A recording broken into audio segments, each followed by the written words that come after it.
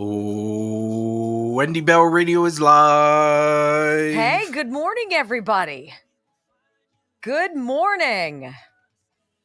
You guys killed it yesterday with your locals and your rumbles and your donations, which were outrageous. I didn't check the leaderboard. Did we make the leaderboard? I did not look either. Would you like me to check?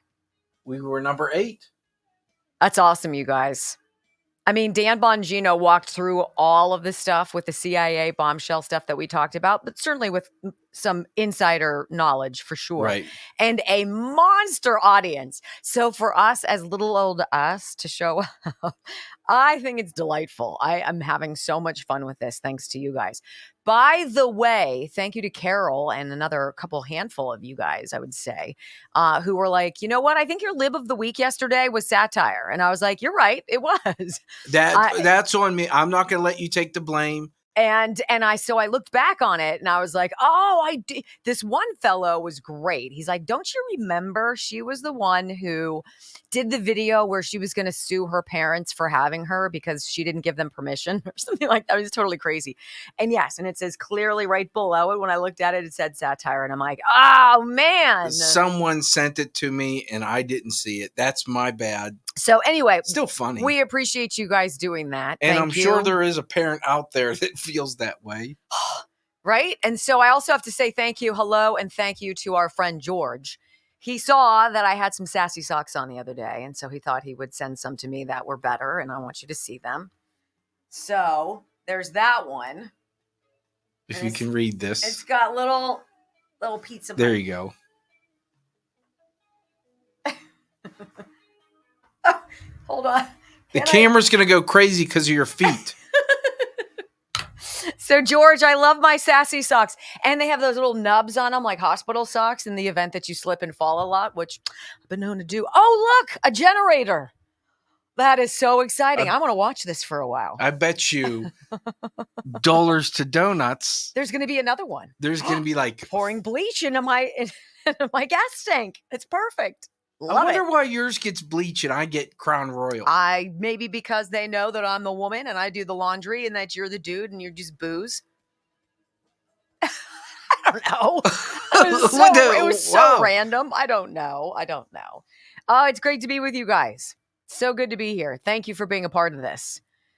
Let's see where you guys are tuning in from. Oh, thanks, Gina. I gotta get on the app. See, I have nice men in my life who buy me clothes. You'd be surprised. And they have very good taste. Very good taste. Brock bought me something once. He bought me at his old club that he used to belong to. He was shopping for his wife and found an extra small, like sleeveless collared golf top. And he bought it for me. It was on the clearance rack, so he bought it. Isn't that nice? That's nice. Just saying. George socks. Brock golf shirts. I mean, what else? If you're a man out there and you haven't bought me something, why? I'll tell you why. P.O. Box 86033, Pittsburgh, Pennsylvania. I bought you 15221. multiple shirts. The Grammar Police. Yep. Yeah, that's kind of gotten small. I have to suck in my stomach a little too much. I like a little bit more breathing room in that area. Sorry, Mm-hmm. I buy him some things too. Usually when we're traveling, it'll be a golf shirt or something like that. Or Job does. Or, what? Who bought me the sweatshirt? Which one?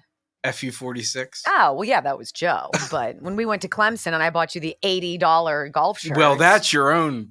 I would not buy you an $80 shirt. But it had a little tiger thingy on it. And I was like, this is probably the last time we're going to be here.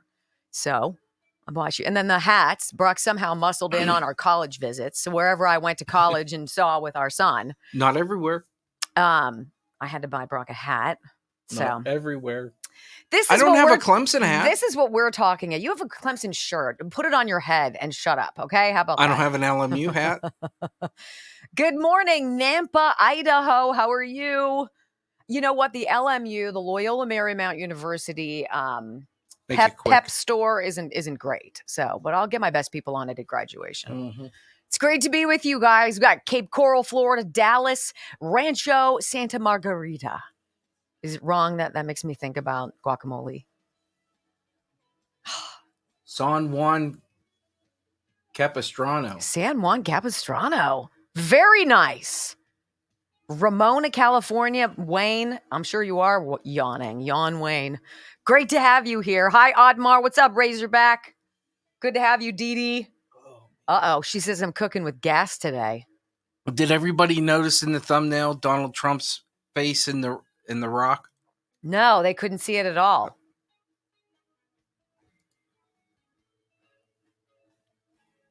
You can't do it all day unless you start first thing in the morning. No doubt. 5, 4,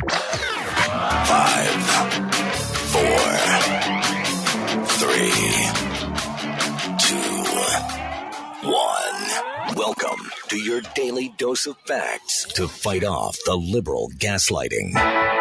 You can be in the middle of a hurricane. You have sanctuary in the city of Chicago. Or you can be on a calm day. North is still north. You could be in a thunderstorm. I am angry. We are not going back. Not ever. North is still north. People can yell at you. The hell with the Supreme Court. We will defy them. North is still north. It doesn't change fundamental things. And in this business, right is still right, even if you stand by yourself. We don't get fooled again. No.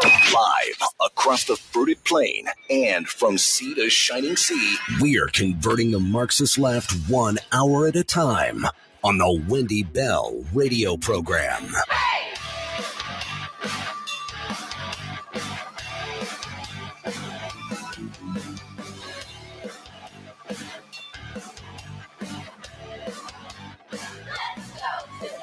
Well, hello, America and beyond the fruited plain. Welcome home to the Wendy Bell radio program. It is your source for common sense conservative values, Monday through Friday.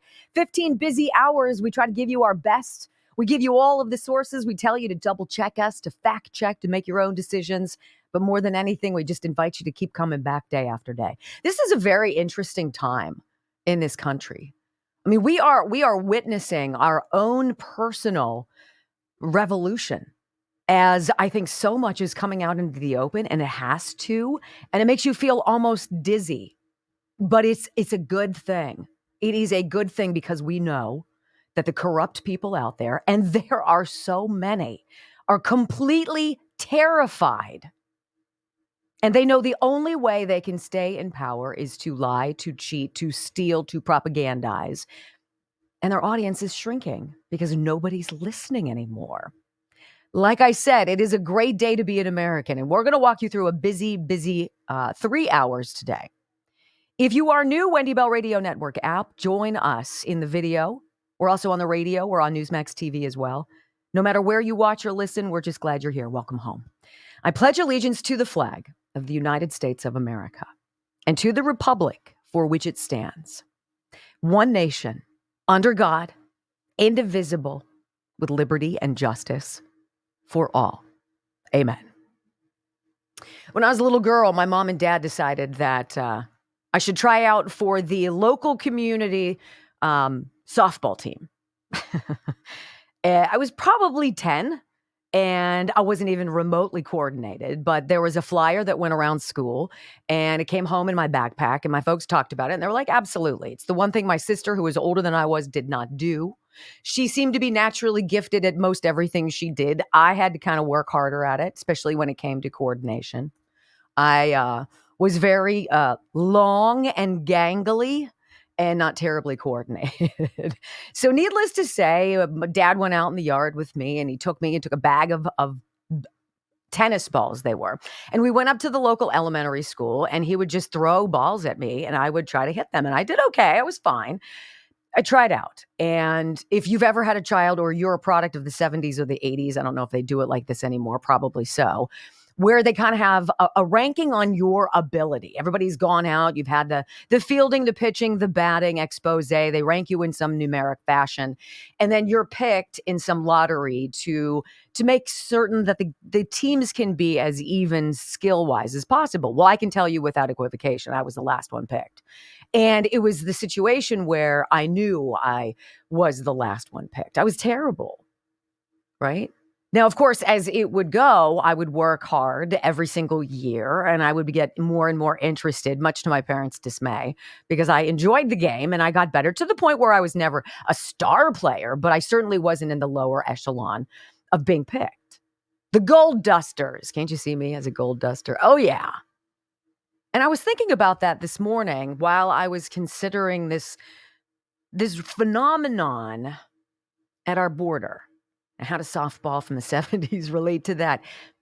What if everything that's going on at the southern border, which was scripted on day one? I want to remind you that on day number 1 of Joe Biden's presidency, January 20th, 2021, he signed 7 executive orders that had something to do with the border. One of them was a requirement. It's basically a requirement for non-citizens to be included in our census and the apportionment of our congressional representatives. Now, why would somebody on day number 1, you'd think, oh my gosh, this is it. I've been a career politician. I've been number 2. I've done all of these things. This is the ultimate in my life. Why would you on day number 1 sign an executive order allowing the census to involve illegal immigrants in this country? Because you were up to something well before that inauguration. Not Joe Biden, but Barack Obama. Remember when he said he was going to fundamentally transform this country? That was the very beginning of his presidency in 2009, it would be. This is exactly what he meant. And I was thinking about this as I remember being the last one selected on the Gold Dusters. They're trying to rig all of these voting districts so that they can, in fact, turn a state like Texas blue. This is the overarching goal of this administration. And it was the overarching plan of Barack Obama's presidency to open up these floodgates so that the electorate can be determined by people who want to remain in charge. In fact, it's such a serious topic that I found this morning when a gentleman from, I believe, Arizona sent me an email and he said, Wendy, did you see this? Fox News is covering this story. Illegal immigration could have a major impact on the House seats and the Electoral College. And I sat down and I started reading it and I thought to myself, how could I be so stupid? This isn't about getting illegal aliens right now. The ability to vote, that would take a lot. There are a lot of machinations that are needed for that to happen. But if you can redraw districts, if you can settle in particular zip codes, in specific areas where migrants are going to locate, you can completely swing the balance of the House of Representatives. Think about that. There is nothing that these people do that is random. There is no emergency action, no executive order, no nothing that just is good for us. It's all part of this scheme, this overarching fabric, this tapestry of fraud. And when you sniff onto it, they have the requisite excuses in the back pocket. Well, if you're not for this, if you're going to exclude these people from being counted in our census, which they should be. I mean, think biblically. Where were they all going? They were going to be counted. This is the ultimate. If you say these people are not allowed to be in our census, what's the natural excuse? You're a racist. You're a nationalist. You are an extremist. You are a MAGA enthusiast. You are a threat to our democracy. How dare you exclude all of this? Is what it's all about. It's not about the voting. They can't make that happen fast enough. They're playing the long game. They already know they've lost to Donald Trump in 2024. They knew they lost to Donald Trump in 2024 the minute they started down the whole Russia collusion nonsense. All of this was an insurance policy to protect them from their real fraud. We've been interfering in government elections all over the world. We have created wars all over the world. Think about weapons of mass destruction, George Bush, and that whole debacle.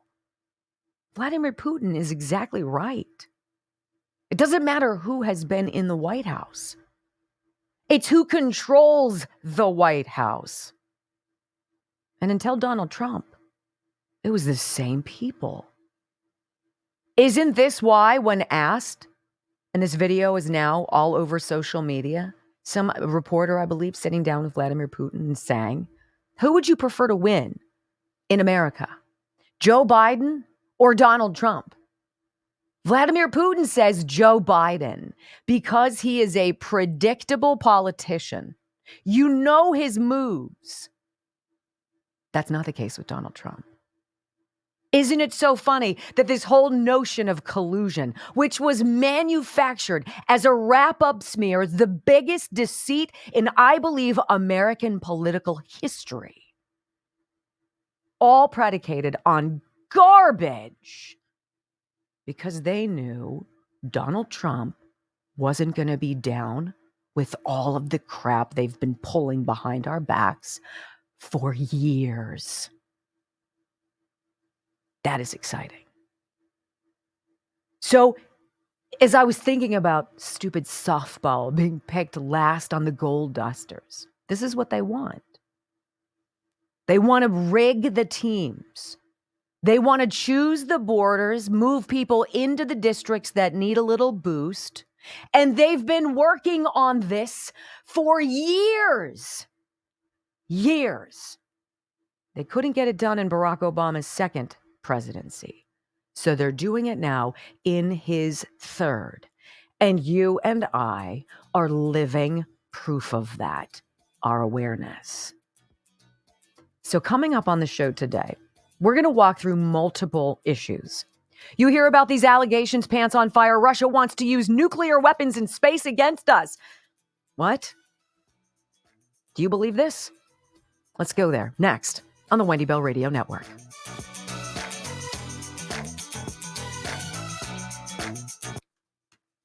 One year I was actually picked third. That was my last year. I had made it, people. I had made it. Mm-hmm. Or were all the teams already set and you just... That's a strong possibility. Yeah, there's I think a strong the teams possibility were that already set and your team let you go and you were the first I don't one. know. Let's just say I was the most spirited. All right, so you guys have been hearing me talk about this Dr. Gary Richter, okay? And a lot of folks and some of you out there are like, we like Dr. Mike. He's our favorite veterinarian. This guy has been called, he's been all over so many different publications, television shows, et cetera, considered America's favorite veterinarian. Well, he has helped thousands of dogs with some issues that seemed really difficult to get to go away.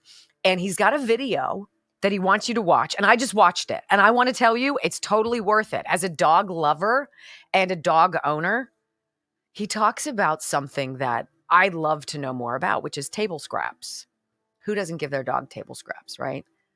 But the right kind and the wrong kind. In fact, he encourages us to give table scraps to our dogs.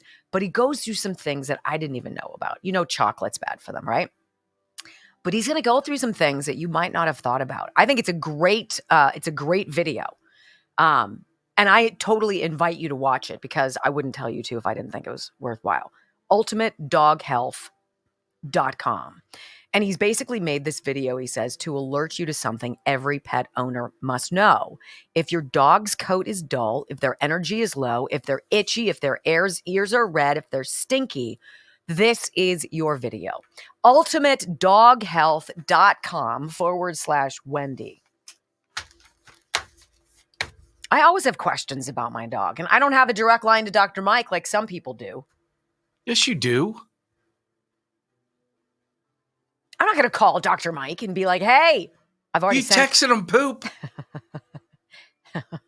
Did you or did you not text him poop? I texted him poop. It looked weird. First you called me and I'm like, I don't know. I'm like, take a look at this. I'm like, how you doing? I'm like, send it to Mike. But what I didn't do first is hop on a screen with you and go like this to my hair and then look at you and be like, take a look at this. That would have been it. So do you guys understand what I'm saying? That there are nefarious plans for these migrants. It's not just about voting. No. It's about representation. It's about swinging Well- the balance totally into the Democrat side. Well, you remember Or turning red areas purple. State legislator from New York saying, Yes, we need these. I need people. You know? That's how I responded to the gentleman from Arizona. I'm surprised you didn't bring up what happened this morning. What happened this morning? The hair you put in my sandwich? I'm sorry, is that what you wanted to talk about?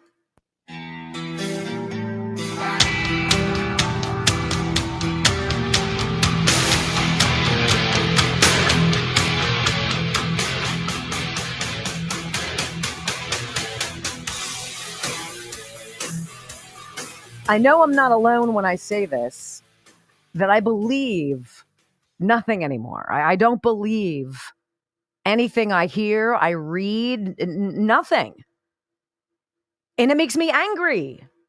And then it makes me feel ashamed that I did not question more sooner.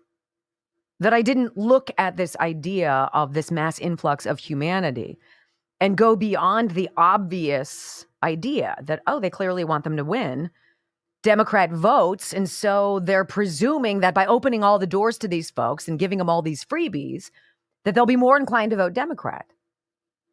But 6 or 7 million, if you presume every single person who comes across our border is an automatic Democrat voter, that's not going to be enough for them.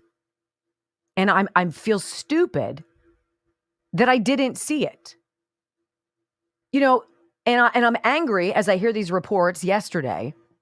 It's so curious, right? Right on the heels of Tucker's sit-down interview with Putin, where Putin comes off as completely opposite of everything we've been told. He's evil. He's a dictator. He's a tyrant. He's a this. He's a that. And then you just listen to him and you're like, all right, well, he may be. I'm not getting that vibe right now. I can only listen to what he says and take it for what it's worth, right? So on the heels of that, because Democrats the uniparty needs a nemesis, there's this story that's being floated out in our Congress and in the intelligence community that Russia has this plan now to put nuclear weapons in space, ostensibly, I've heard, to take down our satellites. What the heck is that? And now, right off the heels of his elevation into a higher role of suck in the administration, Joe Biden's national security advisor, Jake Sullivan, is now rushing to Congress to brief everybody about what's going on. And it just all smells rotten, doesn't it? So I can't tell you one way or another what's going on. I guarantee you what they're telling us isn't the case. And our experience of the last several years teaches us to be highly suspicious, lest we be screwed. I don't know about you guys. I'm tired of getting screwed. Period. So this is interesting. It's not interesting. It's scary because propaganda works. It's very effective. Manipulating people is very effective. We've all been manipulated and we've all manipulated other people. But this is a curious headline from Breitbart today. 78% of Democrats want Trump removed from the ballot. That is a staggering number. More than 3 out of 4 Democrats polled. And it's not a huge sample size. This isn't like a phone survey of 1 million people. It's like, 800 people or something? 880 likely voters. This is what they were asked. Oops, sorry, I just bunked that. 78% of Democrats approve of states removing Donald Trump from the 2024 ballot. A Rasmussen Reports survey of 880 likely voters revealed. Among all likely voters, so not just Democrats, but independents and Republicans too, 50% strongly or somewhat strongly disapprove of removing Trump from the ballot. Half, when you put in the Republicans and the independents, say, no way. That's totally ridiculous. You can't take somebody's name off the ballot. But if you carve those voters out and you talk only the Democrats, 78% say, oh, yeah, absolutely. What?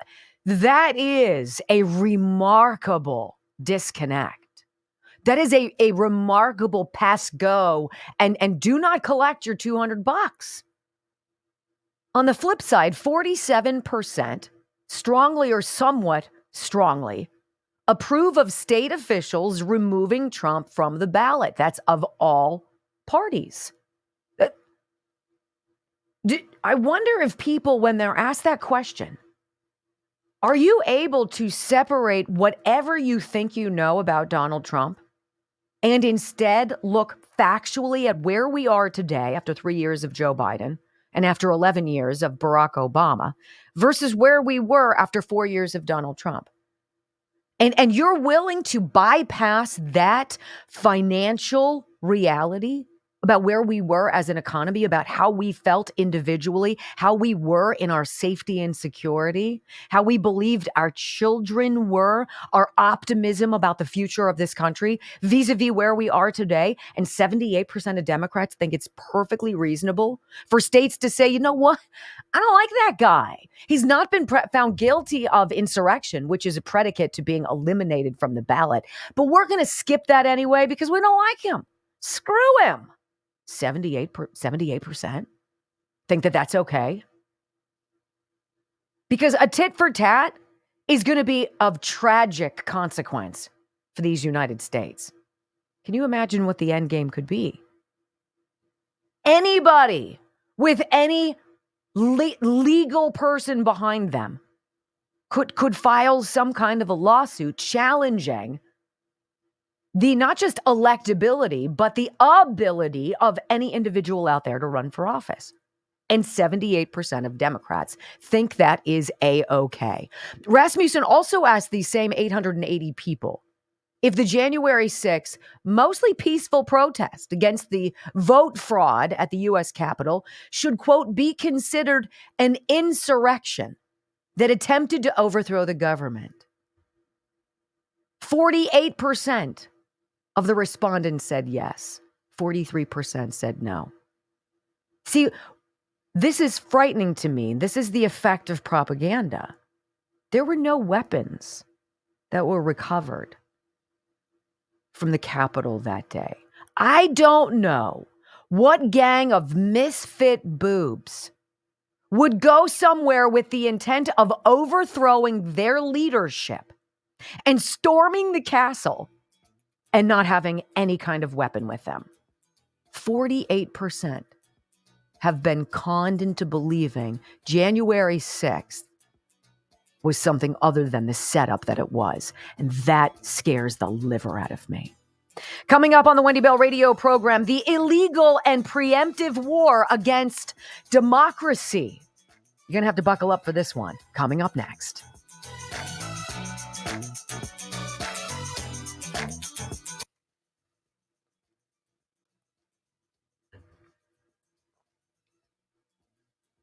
Think about that. 48% of the people, just rando, let's just say 1 out of every 2 random people we run across on the street, if this poll can be extrapolated, which it can't be, but whatever, would say that, yes, that was an insurrection. Really? Well, what would you call George Floyd and all of the aftermath of that? What was that? A scam. What was that? Besides the Black community being mobilized yet again. The Black community being abused, used, and abused again. It's disgusting. I see it. Firearm says it best on the app. If the mainstream is reporting it, question it. I agree. Amen. I agree. Like, what can I tell you about Russia? God bless you. Anything more than I could tell you about Alejandro Mayorkas yesterday? What did we tell you? Out of the gates, the House has voted to impeach Alejandro Mayorkas. And that's the extent of our conversation about that. Well, what are we going to talk about? What does it mean? What happens now? Where are we going? Oh, that's what they want you to do. The Senate isn't going to take it to trial. It's not going to happen. So it's procedural. Okay.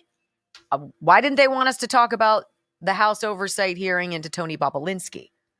They're going to release that whole transcript, and I cannot wait. You and I are we're going to split it up. We're going to divide and conquer one night, and we will do it. Hey, let me tell you about Morgane's Fitness. First of all, her merch sale is going on through Saturday, I think, or it's coming up. Let me see. No, this is what it is. Monday through Saturday. This is the Love is in the Air promo at Morgane's Fitness in Somerset and Cambria counties in the land before time, where members of Morgane's Fitness can bring in a family member or a friend and let them try out the gym for free. And then there will be some membership specials on the flip side of that. So it's an exciting time to be a member of Morgane's. A good time to think about joining. And she says her online consulting business is going great. She's got a great merchandise sale. Let's see, online clothing order is going to end next Monday, February 19th, and her stuff is awesome. Morgainz, Morgainz fitness.com. And when space opens up in her 90-day Ignite program, because she's booked with a waiting list, that's called my badass friend. She's awesome. Morgainzfitness.com. Good for her. And I want to see her muscles, as she's going to be competing here soon in a bodybuilding contest. I was gonna compete, but I'm just trying to do push-ups every day. I'll let you know how that goes. Maybe not. All right, let's see what we got here. Who is this gentleman? it's Thursday. Tomorrow is Bad Joke Friday. WBRBrock@gmail.com. Good news, Wendy Bell Radio @gmail.com. And there will be a pet show on Saturday, so please tune in for that. Brent is saying locals won't let me in. I do not. Yeah, I don't understand that. you have to understand there's only so much control. We'll bring it up today. Yeah. Yeah, actually, it's interesting that you let us know that, Brent, because we are having a meeting this afternoon with Rumble's locals folk. So, and for those of you who are like, I don't understand, what's this locals thing? It is a way for us to share extra content in addition to what we do on this show. And admittedly, we have not had a lot of extra content to give you because it's happening every single day. But I do believe this rundown is worth its weight in gold, because it is the accumulation of Brock and me and hours of poring over social media and other news sites so you don't have to. And we pay all the subscriptions, right? He just joined Matt Taibbi's Substack. No, you didn't? Schellenberg. Michael Schellenberger's Substack. So we pay for... He ain't cheap. No, Washington, he's $10, right? Yeah. I'm a bargain at half that. I'm on sale, baby. And we do Cheap and easy. We can see all the people that joined locals yesterday, and it was incredible. Like, we were struggling to get to 1,000, and now we're at almost 1,300. So, hope it's 20,000 by the end of the year. Yeah, this is a great opportunity for us to carve out some bills, and just from what we got from you guys, and then what Michael is doing, my son Toolsy's doing on our social media. We hit 50,000 TikTok followers. You guys know that we just started that. And he also does the Instagram, and too. He does Instagram. Yeah, he's making a business for himself. He just signed a new client. Oh, nice. So, yeah, he does, he's busy. So I'm super proud of him. It's great to see. It's if you have a business that's got a social media presence that needs help, let me know. Wendy Bell Radio @gmail.com. I'll pass it on to my son. He's a great kid. Not a kid anymore. I follow you on X, but not TikTok. Follow me too. WBR Brock on Twitter.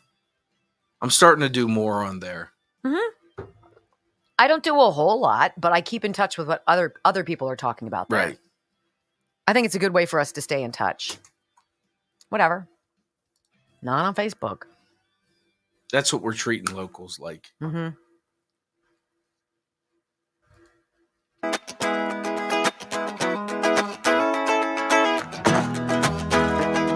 I don't think it's I don't think there's a word that can explain my disdain, my disgust, or disappointment with dirtbags. I cannot fathom how we are all watching in real time the biggest scandal in U.S. political history. And these independent journalists have blown the lid on what I think a lot of people had suggested, had surmised over the last 8 years or so, that there has been all-out warfare against candidate and then president and then candidate again, Donald Trump. But instead of winning at the ballot box, instead of giving it to the people to decide, this whole system has been corrupted. It has been stolen and manipulated. There's been interference. There has been espionage on a level I don't believe that we could possibly fathom. And it dates back years and years ago. That's why I implore you, as you're putting the pieces of all of this together in your mind, as you digest the various stories, if you will, that get put out there, Democrats are long gamers. This isn't for tomorrow. This isn't even for the next election cycle. These people have like longitudinal ideas, and they plan years in advance. I mean, think about when the 43, if I'm not mistaken, objectives of communism were read into the congressional record in 1963, I think it was. This is after the whole McCarthyism, rooting out communism in the government, et cetera, et cetera. Imagine 60 years later now, how many advances these communists have made in infiltrating our government to completely reverse what our founding fathers had envisioned, what more than 1 million Americans have fought and died for. And this has always been the strategy. So when you wrap your mind around the idea that Barack Obama's CIA director, Brennan, had come up with a list of more than 24 people in Donald Trump's orbit as a candidate for president, had come up with 26 people he wanted to dig up dirt on so that they could create a hoax, creating the illusion that Donald Trump was a Russian spy, that he was an agent, that he was a traitor.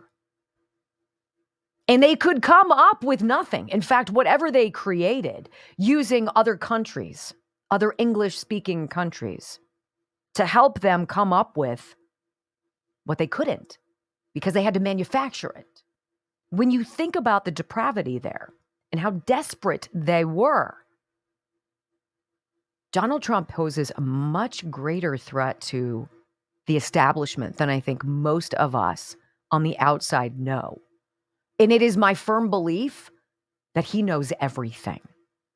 And this is all the indictments, the criminal charges, the E. Jean Carrolls, the hit pieces on the family, the digging into taxes, the trying to kneecap Donald Trump in his business. All of it is a desperate attempt to cover their butts because he's got the goods. So we were interested that last night, Matt Taibbi joined Jesse Waters on Fox. And the setup to the conversation with this independent journalist who's been working to break open this story about the CIA spying on Trump and his associates to create a fake story that then the media happily ran with, and they impeached him over. I mean, it's just absolutely preposterous. Matt Taibbi joins Jesse Waters to talk about not only do they interfere in our elections, the uniparty, the swamp, the establishment, whatever you call it. These are the people who created all of this mess this Russian garbage surrounding Donald Trump. In audio soundbite number 1, Jesse Waters sets up this story, talks about the Russia hoax, talks about the targeting of the associates to create this illusion that Donald Trump is an asset. Listen. Last night, we brought you a bombshell report from journalists Michael Schellenberger and Matt Taibbi that allege Obama's CIA not only was involved in the Russia hoax, they started it. The story, as you mentioned, was that, we were just informed by foreign intelligence about this. Our sources tell us a very different story, which is that this was initiated by the U.S. government. It came from within the U.S. government's intelligence community, including the CIA. According to this report, Obama's CIA director, John Brennan, asked our English-speaking allies to target the Trump campaign, handing these foreign intelligence agencies a target list of 26 Trump associates. These 26 Trump associates were to be bumped, meaning they would be approached by assets, bumped into, and these interactions and relationships would be reported to the FBI as suspicious. These were people the CIA considered easy marks, like George Papadopoulos, 20-year-old. Foreign spies didn't discover evidence of Trump-Russia collusion and turn it over to the feds. Foreign spies were assigned by Obama's CIA to create a false impression of collusion, to trigger an FBI counterintelligence investigation. It is a giant wrap-up smear. And the smear is a predetermined end. They have an ending that they're trying to achieve, right? In this case, they wanted to impeach Trump. They wanted to derail Trump. They wanted to officially eliminate this guy, the outsider, the billionaire, the businessman, the media personality, the guy who had gotten so much traction, who blindsided them with his ability to relate to the American people who were tired of being abused and lied to by a terrible government. They failed in getting rid of Donald Trump, but they succeeded in their cover-up. Audio soundbite number 2. Obama's CIA worked with Hillary's foreign agents in London to hatch the hoax, which led to the FBI investigation, the illegal wiretapping, the Mike Flynn sting, and then when Trump caught wind of it, the Comey firing. And then Comey leaks the memos which triggered the Mueller investigation. Now, the Mueller investigation was designed to cover up for Obama and Hillary and tee up impeachment. It failed on impeachment, but the cover-up worked. Until now.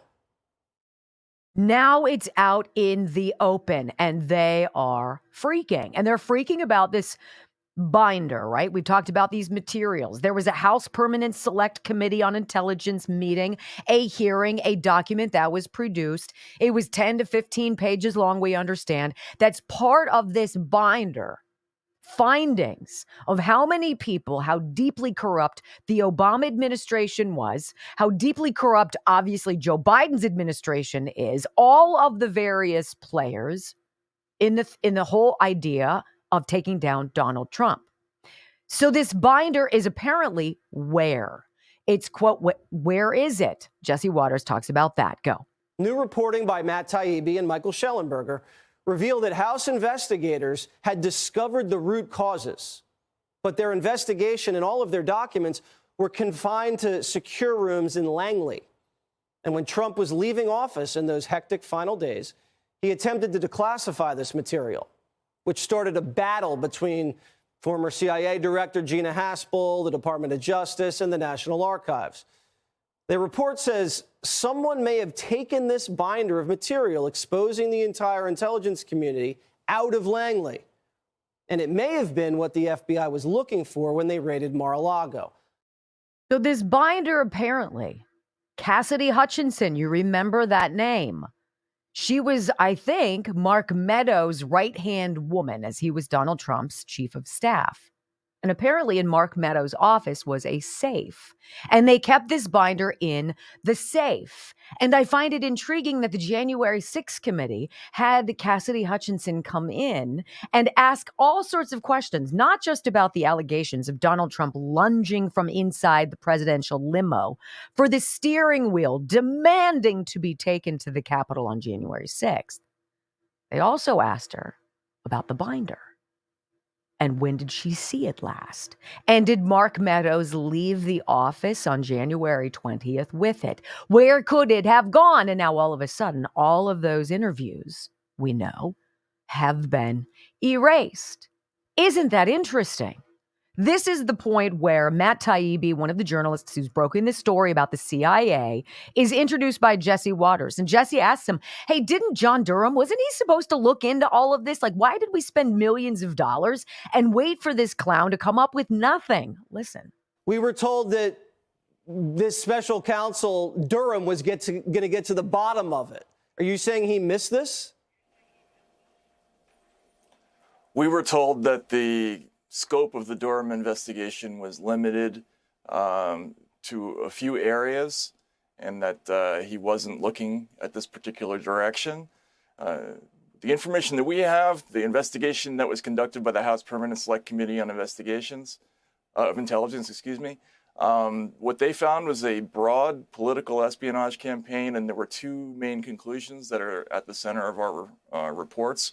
One is that at least 26 Trump aides and associates were improperly and without predication placed under surveillance in the election year of 2016. And the other one is that these same folks cooked the intelligence for the January 6, 2017 intelligence community assessment, saying that Russia conducted an influence campaign to help Donald Trump. It's a WMD style story. They suppressed dissenting opinions and created a false narrative. This is your government.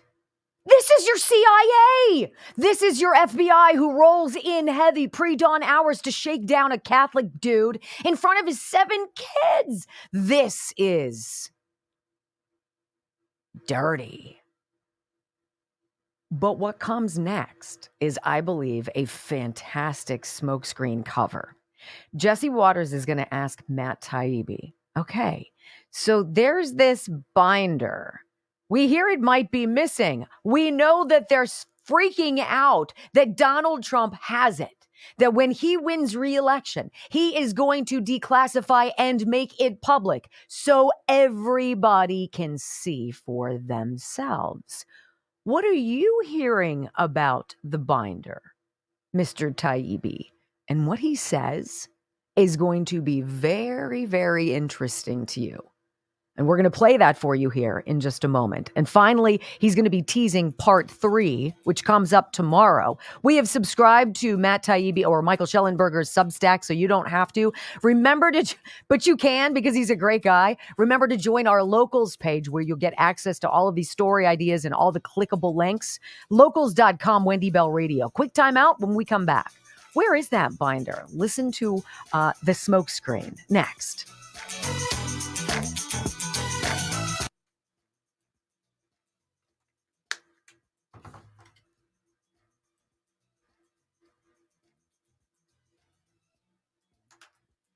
We also have a little flashback for you guys.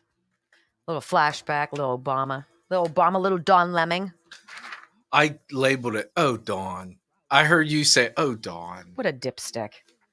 You know what? I want to talk to you guys about this, the wellness company, and I really appreciate talking about the wellness company. First of all, anytime Dr. Peter McCullough is involved in something, I think his leadership during COVID was remarkable. And he and some other fellow physicians have started this other company called the Wellness Company. And their goal is to, through prescription online, make it available to you to have a wellness kit, an emergency kit for you and your family, so that if a virus, if something happens, because we live in very corrupt, dirty times, that you have all of the best medicines and gear to be prepared. And so they put it together in this emergency kit, basically. And it's pretty remarkable, the things that are in this kit.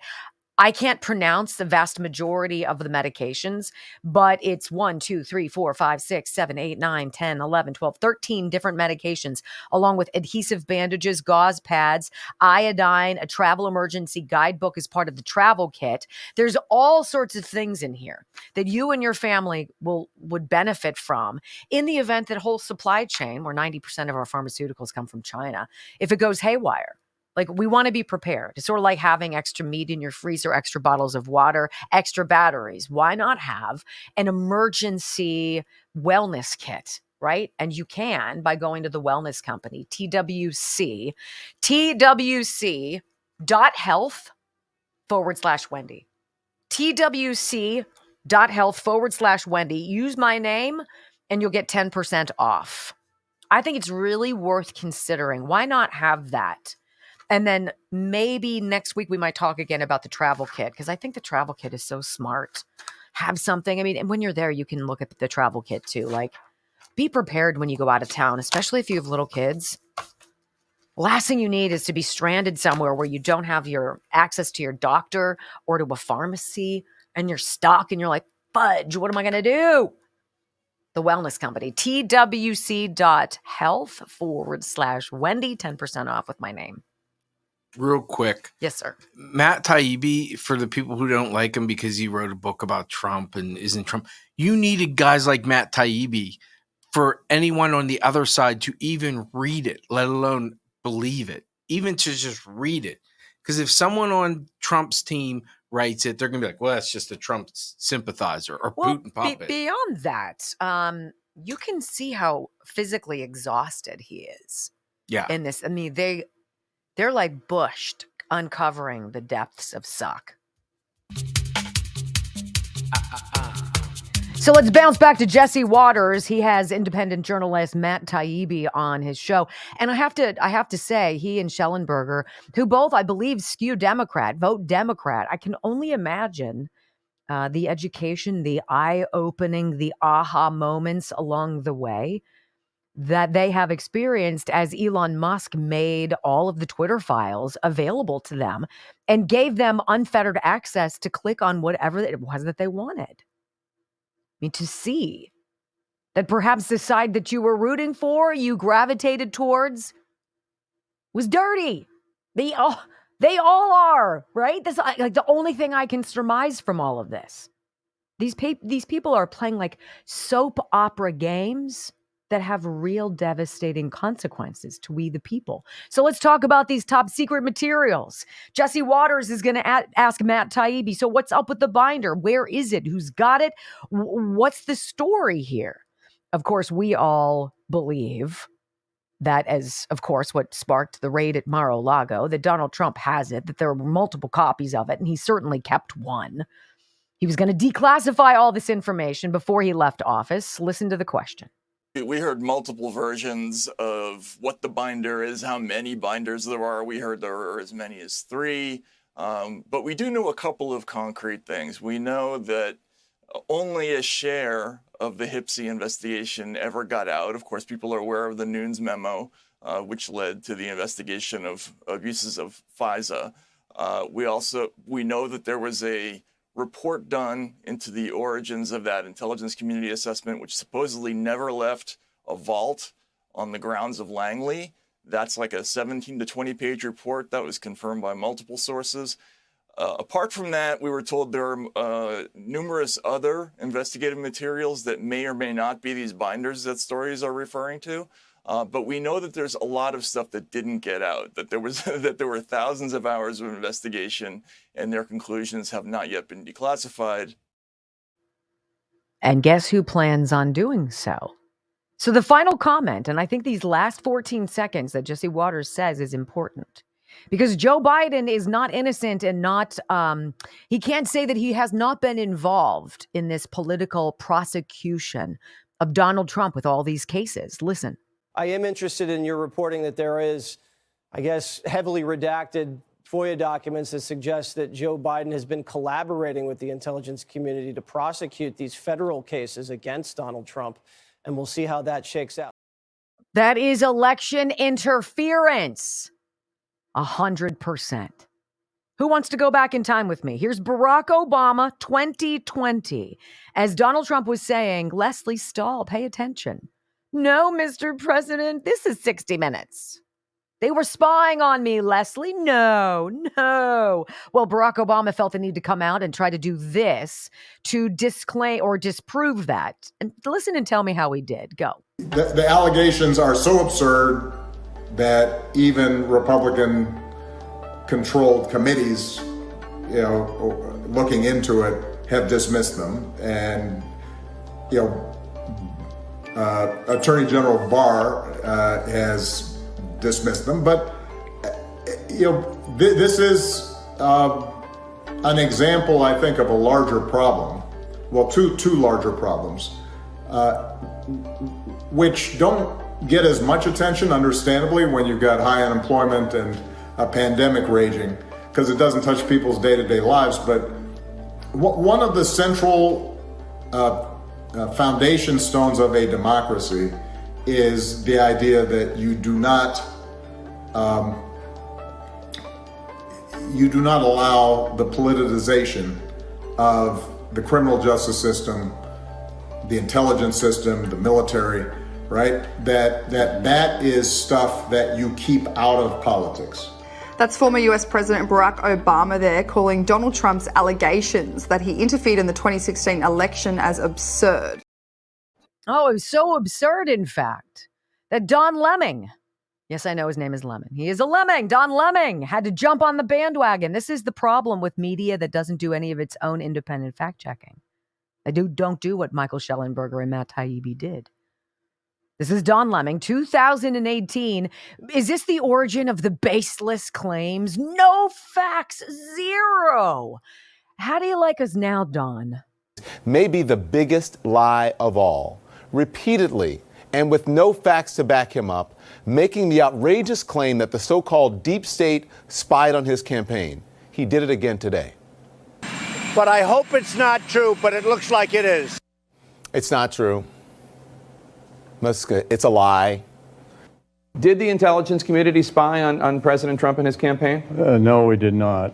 This is not just an angry president popping off. This is a deliberate and coordinated effort to save his presidency, to cast doubt on the Russia investigation by repeating a lie, repeating it every chance he gets. And that repetition is a key part of the strategy here, because if you hear him say the same thing over and over and over, it gets into your head. You may even start to wonder if there's some truth to it. This concerning new report accusing President Obama's CIA of curating the 2016 Russia collusion hoax by asking foreign intelligence agencies to illegally spy on the Trump campaign. John Brennan had identified 26 Trump associates for the Five Eyes to target. A source confirmed that the IC had identified them as people to bump or make contact with or manipulate. They were targets of our own IC and law enforcement, targets for collection and misinformation. Yeah, that didn't age well there, Don.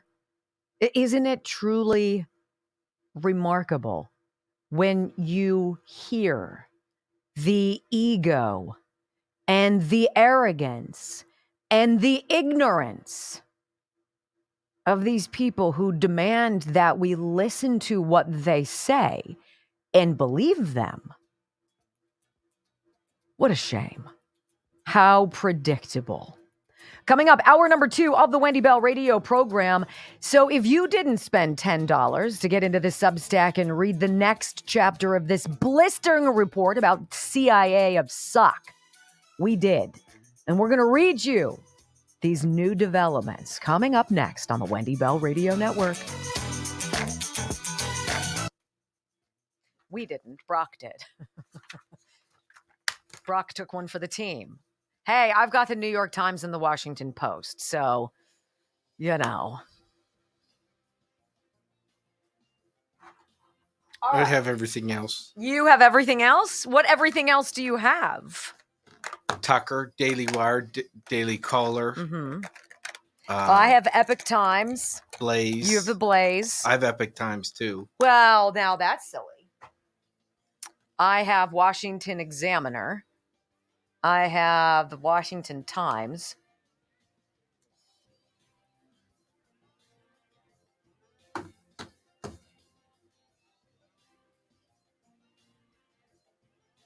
Let me tell you guys about Field of Greens. You know, it might be the healthiest thing I do every single day is drink Field of Greens. Healthy diet is certainly part of having a healthy life and feeling like you're not completely out of control. It's the most affordable and the simplest thing that I do for my well-being. It's less expensive than going to a trainer and certainly easier than running in the neighborhood, which I can no longer do because I'm crippled. Anyway, Field of Greens has a couple dozen whole organic fruits and vegetables. Think about every vegetable that's green and every fruit that's red. Pretty much what you've got. And you mush them all together. And then you throw in some ginger, some turmeric, which is great for inflammation, green tea, and licorice. All of these ingredients selected for various reasons. The thing I like about Field of Greens is the effects on your digestive system. You notice that things just move, that you don't have to worry about stuff. You don't have to think. It just, your body moves the way it should. You'll notice your fingernails. That's the first sign. Your fingernails become strong as nuts. And you notice changes in the quality, the thickness, and the luster in your hair. So if you can see these things personally, imagine what's going on the inside of your body. And that's why they give you this better health, basically guarantee that when you go to the doctor and they look at your lab reports and they've done your blood work before and they look at it now and they say, you know what are you doing? Keep doing it. They guarantee you your doctor is going to see the benefit in your body and your blood work. So why not get your 15% off right now? If you've never tried and you know you've wanted to, because you're like, tongue smelling every day.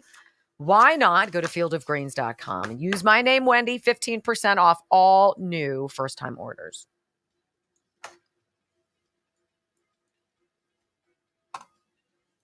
The dating game is still being looked for, hopefully.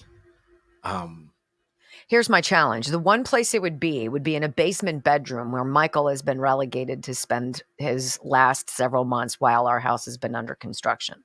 So, as to not invade his privacy and rummage in a space that is filled with crap, I thought I would wait. And I will wait probably another month, and then I will start trying to find it. I hope it's not lost. It was worthwhile. Someone said, I wish they would just release it. You have to understand, this is their business, and you have to be more specific. Again, I don't know what you're talking article about. You're going to read. Oh, I wish it's behind a paywall because they can't do anything else when they're doing this. This is what they spend so much time. They're not even writing for other I need to outlets. Find it. You sent it to me. But once again, if you tune in here, you'll be able to hear it.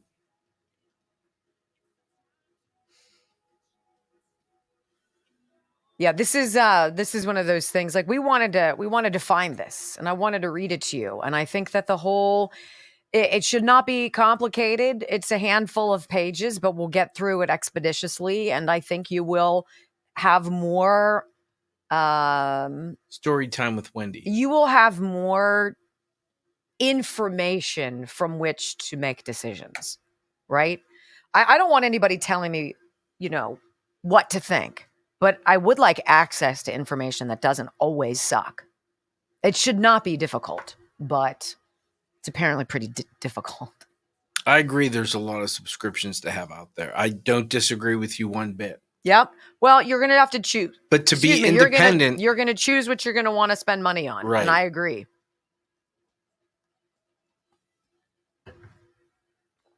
But we're seeing that in order to do the work, what is a Catherine Herridge going to do now? Well, either she joins someone else, whether she joins an independent news outlet, which is what it's going to be. They're not going to hire. Nobody's going to hire Catherine Herridge. She's gifted and. No, you're going to have a Tucker Carlson do it. I don't know if he'll absorb her, but an independent conservative media outlet or conservative information outlet. Because I don't even consider us media, but I guess we are. I mean, the medium is, but, And how about this huge story about George Soros gobbling up all these radio stations? One of which we used to work at, right? So we're going to talk about that at the end of the show. I mean, it's dangerous. It's seriously dangerous. It should never even be a conversation. But you have to also giggle that Anthony Weiner's ex and Hillary Clinton's right-hand woman, Huma Abedin, is dating Alex Soros. Okay. It's so incestual. Yeah, like go ahead. Can we throw in a Pelosi or a Romney, or is there like some heir, some Rothschild we can throw into? Hines. So gross. I mean, it's hard being perfect. I know. I can just sit here and criticize everybody else. Brock, keep working at it. Maybe one of these days. I doubt it. Tomorrow's not looking good. See, I said the day's show was dirty as balls, and Brock went in and he changed it. I didn't change it. Yes, I just did. It fit my picture better. I know. I wouldn't want to get in the way of that. Like you're any help. Whatsoever.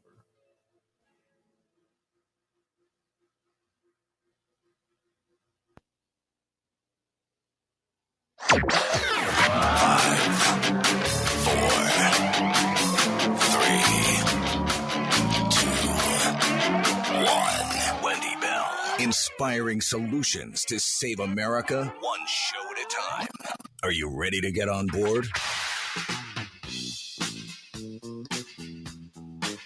They believe that they can destroy this bond that exists between you and Trump if they somehow make Trump look bad, make Trump look like a reprobate, embarrass you about Trump. They can't do it because you came before Trump. Desperately want Trump gone, and I know that they desperately want it codified, that Trump cannot run again, because make no mistake, they remain scared to death of you, and they remain scared to death of Trump. Trump, 75 million, 80 million votes. And I'm going to tell you, you're not going anywhere. Even if Trump does, you're not. Which I think remains one of our big campaign strengths going forward. They can't separate you from Trump. And more importantly, they can't separate you from the ideas.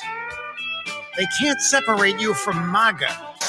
They can't separate you from Make America Great Again. From sea to shining sea, 3 hours of bold truth and excellence. The Wendy Bell Radio Program.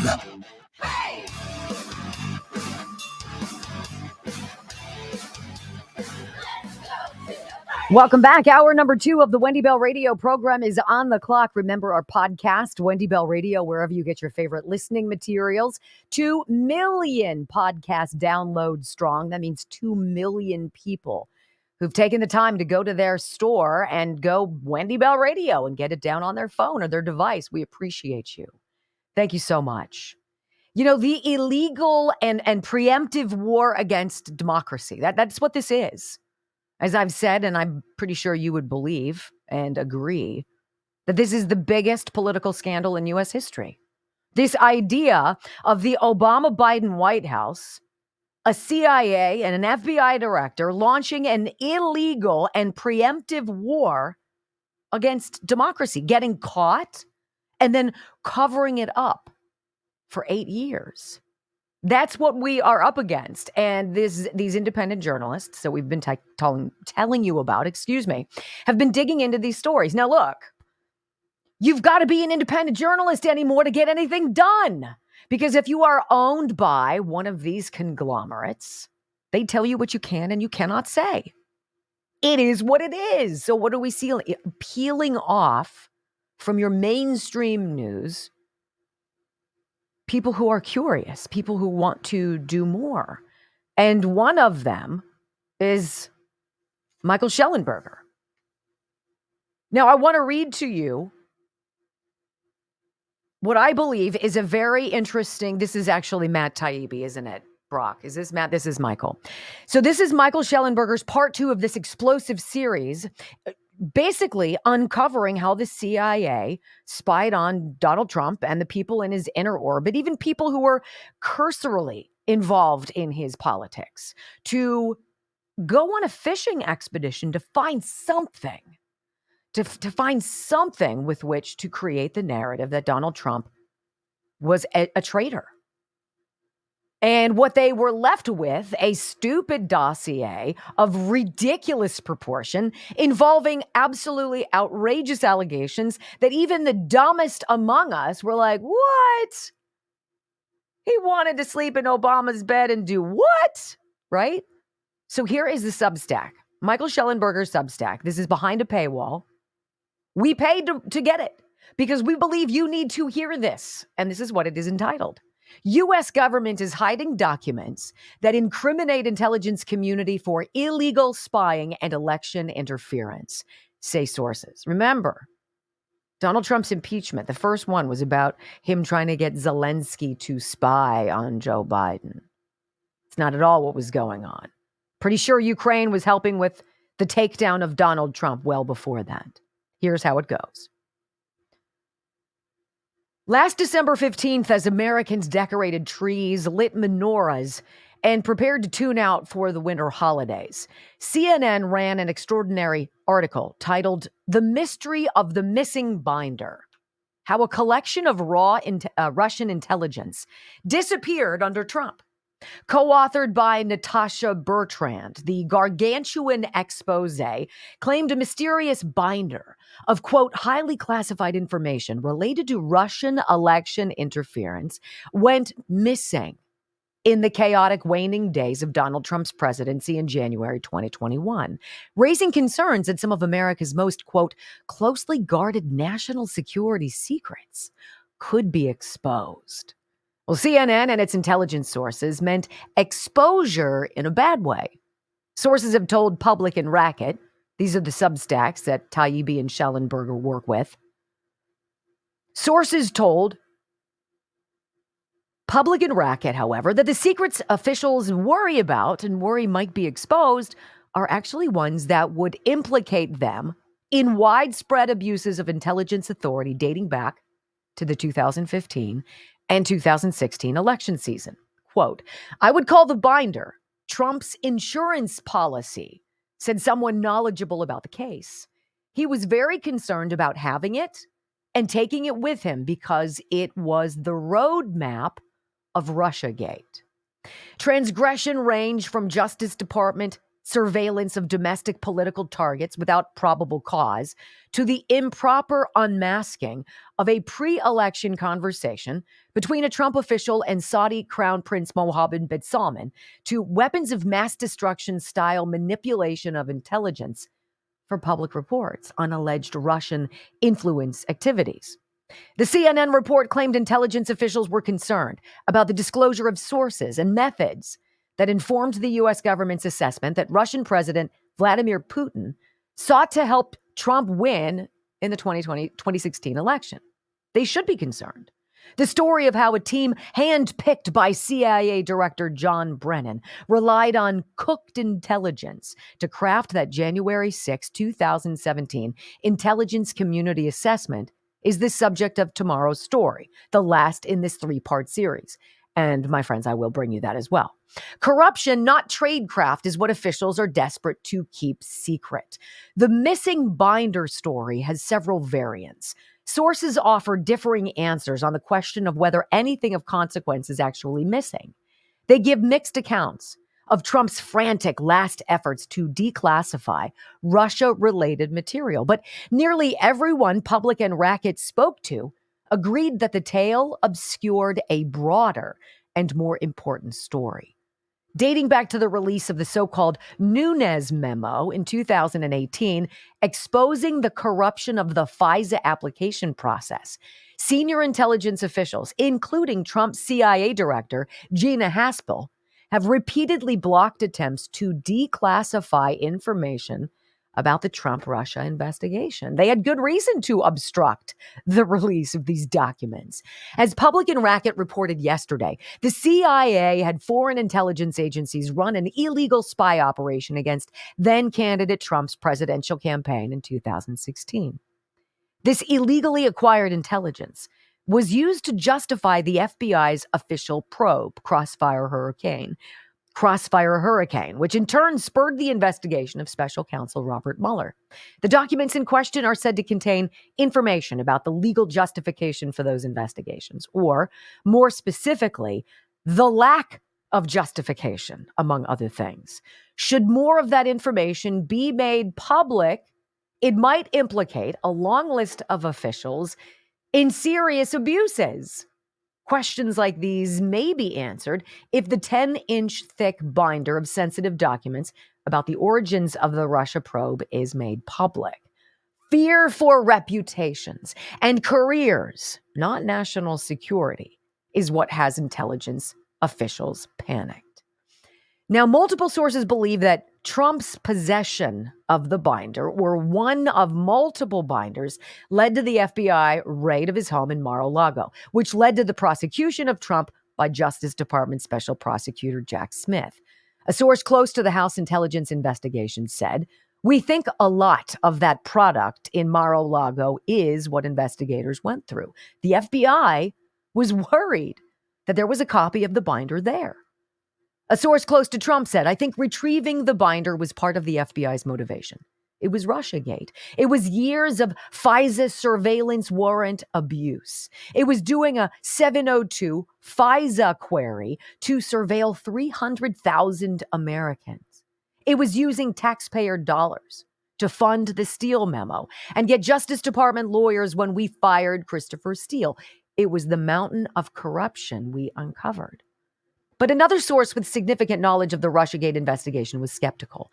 "I don't think the raid at all had to do with Russia documents. It started as a bureaucratic tussle. Look at search warrant returns. That's what they were looking for. There was nothing in there that does that. If you talk to the lawyers involved, they never said they were looking for Russia collusion documents." Well, as Public and Racket reported yesterday, the House Intelligence Committee investigators found that U.S. officials had asked the Five Eyes intelligence alliances, the U.S., the U.K., Canada, Australia, and New Zealand, to spy on 26 of Trump's associates and share the intelligence they gathered with U.S. agencies. In their research, investigators found multiple instances, quote, where there's no justification for any of these unmaskings from a national security perspective. The threshold of what is in the report is that it's supposed to meet national security requirements explicitly. If it doesn't address national security themes, then the report should not be generated. There were reports generated and then fed to the White House that were generic phone calls or reports on Mohammed bin Salman conversations with a Trump official. It wouldn't be Trump campaign officials in New York.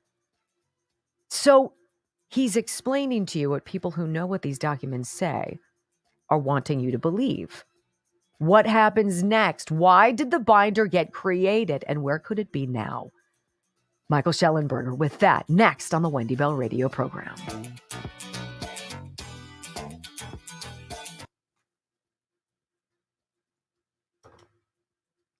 I want you guys to hear it directly from him.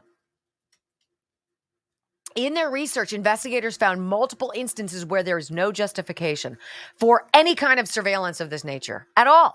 And they did it anyway. And they used flimsy excuses. They tried to create flimsy connections to justify their unlawful surveillance. And in reality, what it was searching for the needle in the haystack that they could find to use as a justification that Donald Trump was an asset and that he was a traitor. It's so gross. It's so gross. I want to tell you quickly about the Disc Institute of Pittsburgh. If you can avoid surgery, right? And if I was going to avoid surgery and spinal surgery was on my list of possible things I could avoid, I'd be all over that, right? So what Dr. Rafferty does at the Disc Institute of Pittsburgh and why it's so important that you know about it, regardless of where you live, because people fly into Pittsburgh for this procedure. It's called intradisc neutrosis, and it's for people who have bulging or herniated discs in their back. And instead of having to go in, if you're not so bad that you do need to be surgically fixed, this therapy, which allows your discs to regenerate, is a wonderful alternative to very painful surgery. So how do you find out about it? And is it really 98% successful? It is. And you can go to pittsburghdiscinstitute.com and click the link and learn all about it. Look at their testimonials. Look at all of it. They tell you exactly what they do. Or give them a call, 412-906-9600. 412-906-9600. I love places that answer the call and want to talk to you. What do you want to know? We're here to help. pittsburghdiscinstitute.com. All right, so let's see how many pages we have. Just a couple. Just a couple, but we're going to get through this. So,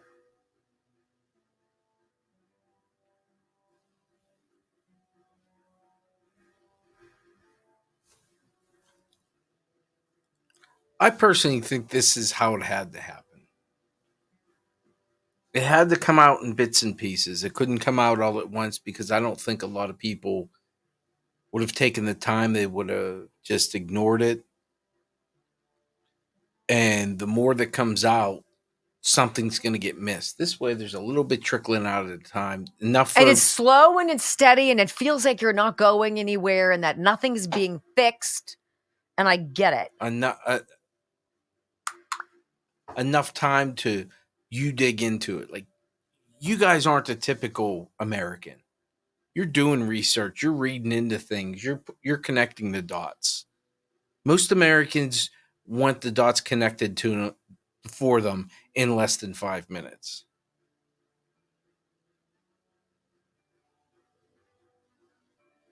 Yeah, Fannie Wilson's going through some stuff today. But if you did any research on it, apparently the judge making the decision worked for Fannie Wilson at one point. So, there's that.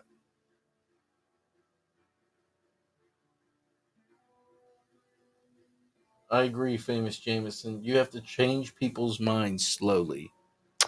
I agree with that. And I'm a very impatient person. So it's super really? It's super frustrating for me.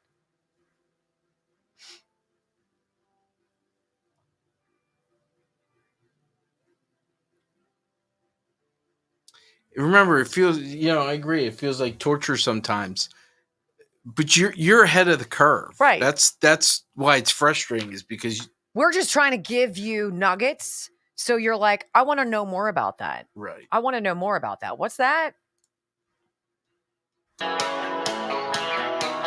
So let's get back to behind the paywall of Michael Schellenberger's Substack. He says Trump himself has not said that the FBI raided Mar-a-Lago to obtain the binder of information. It's uncharacteristic of him to stay quiet about anything. Acknowledged a source close to the current 2024 Trump campaign. At the same time, the source added, it's easy to guess that his lawyers told him this is an active court case, and so don't say anything about it. Could be as simple as that. That's the obvious explanation, or something else. CNN mentioned last August's raid of Trump's Mar-a-Lago resort in its piece last December, suggesting there may be a connection between the missing binder story and the FBI search of Trump's property, while noting no such materials were found. Justice Department special counsel has charged Trump with 37 felonies.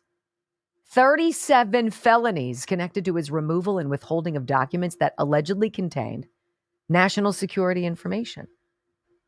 Jack Smith's aggressive schedule seems aimed at convicting Trump before the November election.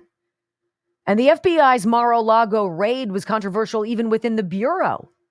Steve D'Antuono, the former head of the FBI's Washington field office, told members of Congress in a closed-door interview that he opposed the raid. He says it's not against the law, he said. It's not against Bureau policy, right? I just didn't think it was the right decision. In my experience dealing with cases like this, when an attorney is involved, you give the deference to the attorney when you think the client might not be doing what they're supposed to be doing or cooperating fully. Our suggestion was to go to the attorney first and give him the opportunity to say, we have more evidence. So this is the overarching conundrum now. Where is the material? Does Trump have it? What is he going to do with it? And is it all already coming out? Is this the drip, drip, drip? So Jake Sullivan gets elevated to become, he's not just national security advisor. He's like, I don't know, the extra special guy in the administration. He received a promotion and title earlier this week. I find it curious that he was asked this by a reporter. You guys want, as a government agency, you want to conduct warrantless searches where you don't have to go to a judge and prove to the judge why it's okay to invade someone's privacy, to surveil them. You guys want to keep doing that. Now, members of the House want to put a provision in there to stop that. If that goes through as we're negotiating this foreign surveillance of private citizens, would Joe Biden veto that measure? Listen to this.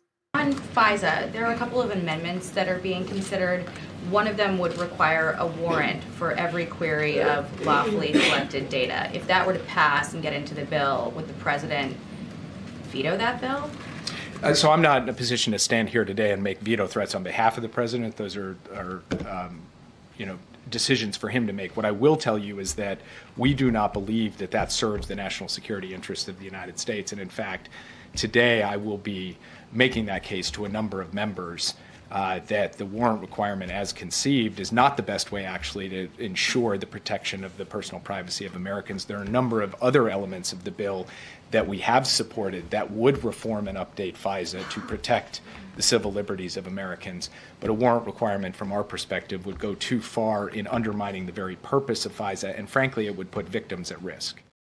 Oh, it would put victims at risk for the greater good. We need to keep spying on you without you knowing about it. Warrantless, because it's called CYA. It's not about national security. It's about CYA. And you've got to love this mashup of Democrats on Capitol Hill. And the question is basic. Do you think Joe Biden has the cognitive wherewithal to remain in the position? Listen to the propaganda talking points from your Democratic Party. Special counsel's report. In the report, it said that President Biden is an elderly man with a bad memory. Do you think that President Biden is mentally fit for office? That was a partisan report, and President Biden has been absolved of any criminal wrongdoing. President Biden is absolutely fit. Trump is the one who is crazy. I think he's the one who's a liar. He's the one who has proven that he cannot be trusted. President Biden has proven himself to have a strong memory. I would prefer an elderly man over an elderly man who's just chaotic and crazy and has 91 felony counts awaiting him. There's no doubt in my mind that the president is mentally fit for office. No. Not talking. He's sharp, he's fit, he's always answering questions. Do you think it would be dangerous for the president of the United States to have a bad memory? The only person's mental health that I'm concerned about is Donald Trump's. It's dangerous to have a president like Trump who grabs women by their private parts and mimics and mocks the disabled, lies, cheats. I think that's what's dangerous. I don't know. Why didn't she hearken back to Charlottesville? That's a great pinata we haven't beaten in a while with the baton of truth. So you can hear it. They are petrified. Not one of them was convincing about Joe Biden's acuity, of course, because they can't. And Ayanna Pressley's so quick to say, he hasn't been found guilty of any crimes. Well, see, that wasn't what I was asking you, sweetheart. Uh-oh. Coming up next on the Wendy Bell radio program, my friends, Beltway blackmail. The Obama administration turning the media into propagandists. Have we found the beginning of it all? Don't go anywhere. It's next.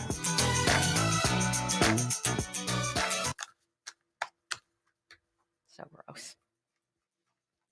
Isn't everybody just so gross? I love this about Dr. Simkovich. This woman, no, I think this is a gentleman, Cannon, I've never heard the name Cannon before. Kind of cool. From Cheyenne, Wyoming. Thank you. This is to Dr. Charles Simkovich at the Simkovich Concussion Institute. Thank you for everything that you do, especially your help with our daughter. Your care for her was a game changer. I had concussion. Then this is another person. I had concussion symptoms for 10 years. I went to Dr. Simkovich's Concussion Institute in Pittsburgh, Pennsylvania. I've had 0 issues, no more anxiety. I also got my taste and smell back after 10 years. I have fully gotten my life back. Everything is good. There's a reason why these testimonials are very common for Dr. Simkovich, because the intensive concussion treatment program works. This is what they say. Our institute has innovated an intensive treatment that not only rapidly relieves persistent post-concussion symptoms, but remediates neurotraumatic damage and dysfunction sustained from head trauma so that our patients can recover and reclaim their lives. All right. That's more than I've heard anybody talk about helping you if you've got a traumatic brain injury. SimkovichConcussionInstitute.com. SimkovichConcussionInstitute.com. 412-366-3700. 412-366-3700.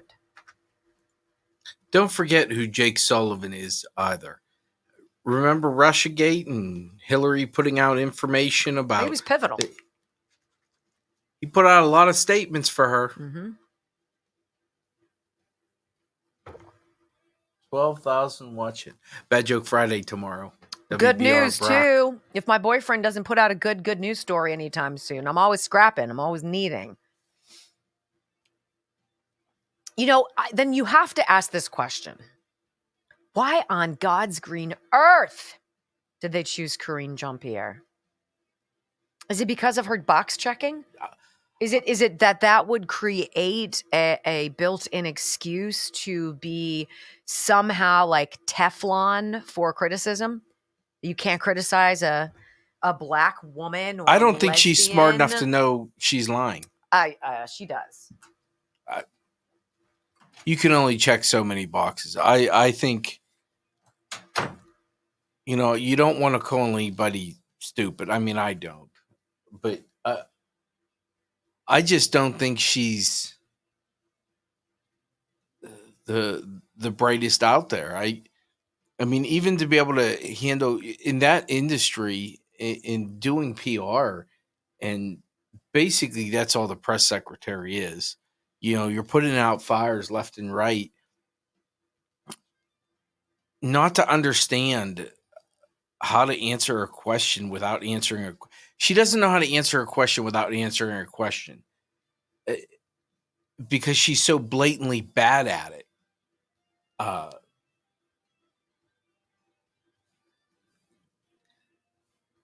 said this yesterday that, when they ask about Joe Biden's competency, is he going to take a test? He couldn't remember the date of his son's death. My answer would have been, listen, that was the same day as October 7th. You're making an excuse, and there is no excuse for forgetting when someone died. The date, the year, you don't forget that stuff. Especially if it's not ever going through losing a child. I lost parents at young ages. You don't forget those days. You don't forget that year. But she didn't even deflect, saying there was a lot going on. He had a lot on his mind that day. She didn't even do that. That's just when you change the narrative back to something that everyone understands. Oh, he did have a lot going on that day. She's just bad. She's not even. Who, KJP? Yeah, she's not that bright, but she's just bad at her job. Aside from everything else, she's just bad. This is what she always does. So, look. Yeah, all in. We'll go back to the poker reference. If she says, I got a great hand. All in. It's truly mind-numbing. Truly. All right, so where are we going? To answer here? questions about dead military, not to be able to just do it off the top of your head saying, We grieve with the families of any military lost. It does not take a lot to be a decent human being. She struggled for 30 seconds and then comes out with military folks who fight for this administration. Folks and fight and brave hero, brave folks, brave. It doesn't take a lot just to say we grieve know what? with Or the what families. she would say is, I wish I had anything that would make a difference. She's just bad at her job. She's just horrible. And Jen Psaki could at least lie with a straight face. And here's another tell of KJP. The blinking, the fluttering of the eyes. Like she's having a seizure. You did point that out yesterday, and I had not been paying attention to that. Yeah. But you're absolutely right. She was trying to see her paper and was like, yeah, who knows if she can read. Welcome back to the Wendy Bell radio program. So the year is 2024, and we are going back in time to 2015. 9 years they've been covering this crap up. 9 years. They had a plan, and they tried to execute it, and they got caught. And they tried to cover it up, and they got caught. And they tried to fact check people, they got caught again. The voices who would have normally covered this got fired. So they started their own thing, and now everybody is talking about this. Now tell me, do you still believe that January 6th was a revolution? That day was anything other than what you know it to be? And we all watched it. They needed those optics. Why do you think so many people... Why do you think wasn't it Alexandria Pelosi was there capturing video for a documentary? They needed all of these camera angles. They needed to be able to capture all of this so that the media, when given their marching orders, would be able to talk about it endlessly and be aghast. I can't believe this. Wow, what exposure of media suck. Like, I'm not surprised by Don Lemon flashing back to 2018 and him sitting there, a pompous egoist who never even looked into any of the allegations that Donald Trump had made about his campaign being spied on, who just unilaterally and unequivocally said, that's a lie. That's a lie. I mean, you look at everything now, right? And this makes me angry about these reports about Russia. Russia. Russia wants to do stuff in space. Russia wants to go nuclear. Russia's going to do this. Nothing is what it seems, of course. So we started thinking about this whole predicate we've had for a while now, that it seems like the majority of action that's taken in Washington, D.C. is because of blackmail. It is a rich environment for debauchery and infidelity and drugs and just yuck. And we believe that there is a deep library of proof. So when a pivotal vote comes up and we scratch our heads and we're like, wait a minute, how is it possible that House Republicans went for that? A lot of the same suspects who tend to vote the way that we would not. And you have to ask yourself why. And that has us going all the way back to 2013. And I was a television news reporter and news anchor at the time. I remember these stories, but I was local news. We didn't do a lot of the national headlines. That was always ABC after our broadcast. But at the time, I was doing crosstalks with Diane Sawyer. So she was the face of the nightly news for ABC. And I was the face of my local affiliate's evening broadcast. And so we would do this pre-recorded thing every day, about 45 minutes before the airtime. And Diane and I would chit chat in the, as the cameras were being set up, et cetera, et cetera. And I remember her talking about this story, but it didn't really resonate with me. Do you remember back in 2013 when Barack Obama basically okayed and ordered the spying of journalists? Because I had forgotten about this. This is how long ago our American media landscape had been infiltrated, had been corrupted, had been surveilled, had been muscled by Barack Obama. This would have been what? Right after his second election.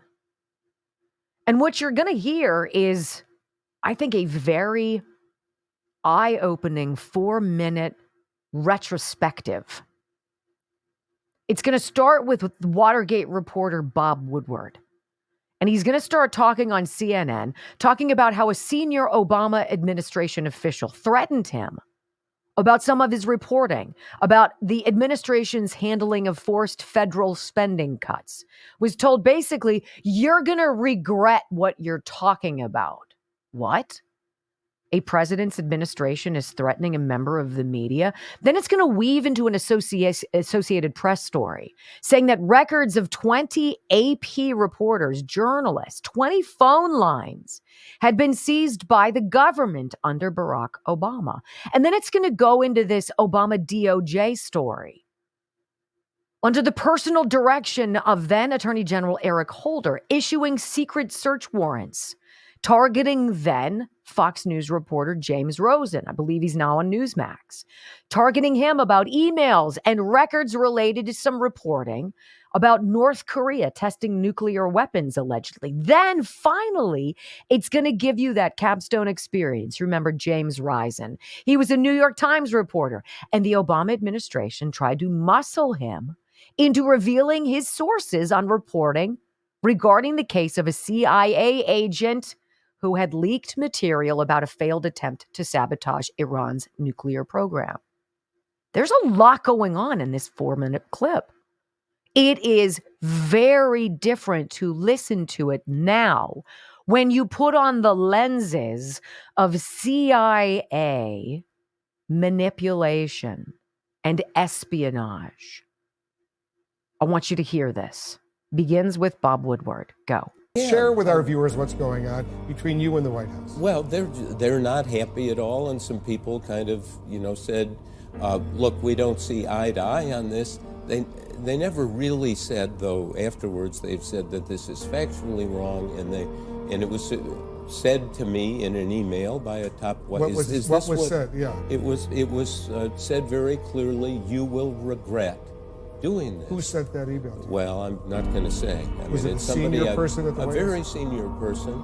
Makes me very uncomfortable to have the White House telling reporters, you're going to regret doing something that you believe in. The Obama administration is facing yet another scandal this morning. The Associated Press says the Justice Department secretly gathered phone records from its reporters and its editors. Now, the AP says the government came in and scooped up phone records for 20 of its phone lines used by reporters and editors. Prosecutors were told also seized cell phone records of several AP employees. So the AP says there was no warning, no negotiations. The government just simply came in, got the subpoenas, took the phone logs, and then notified the AP after the fact. And the AP calls this a, quote, massive and unprecedented intrusion. It's being called an unprecedented government intrusion.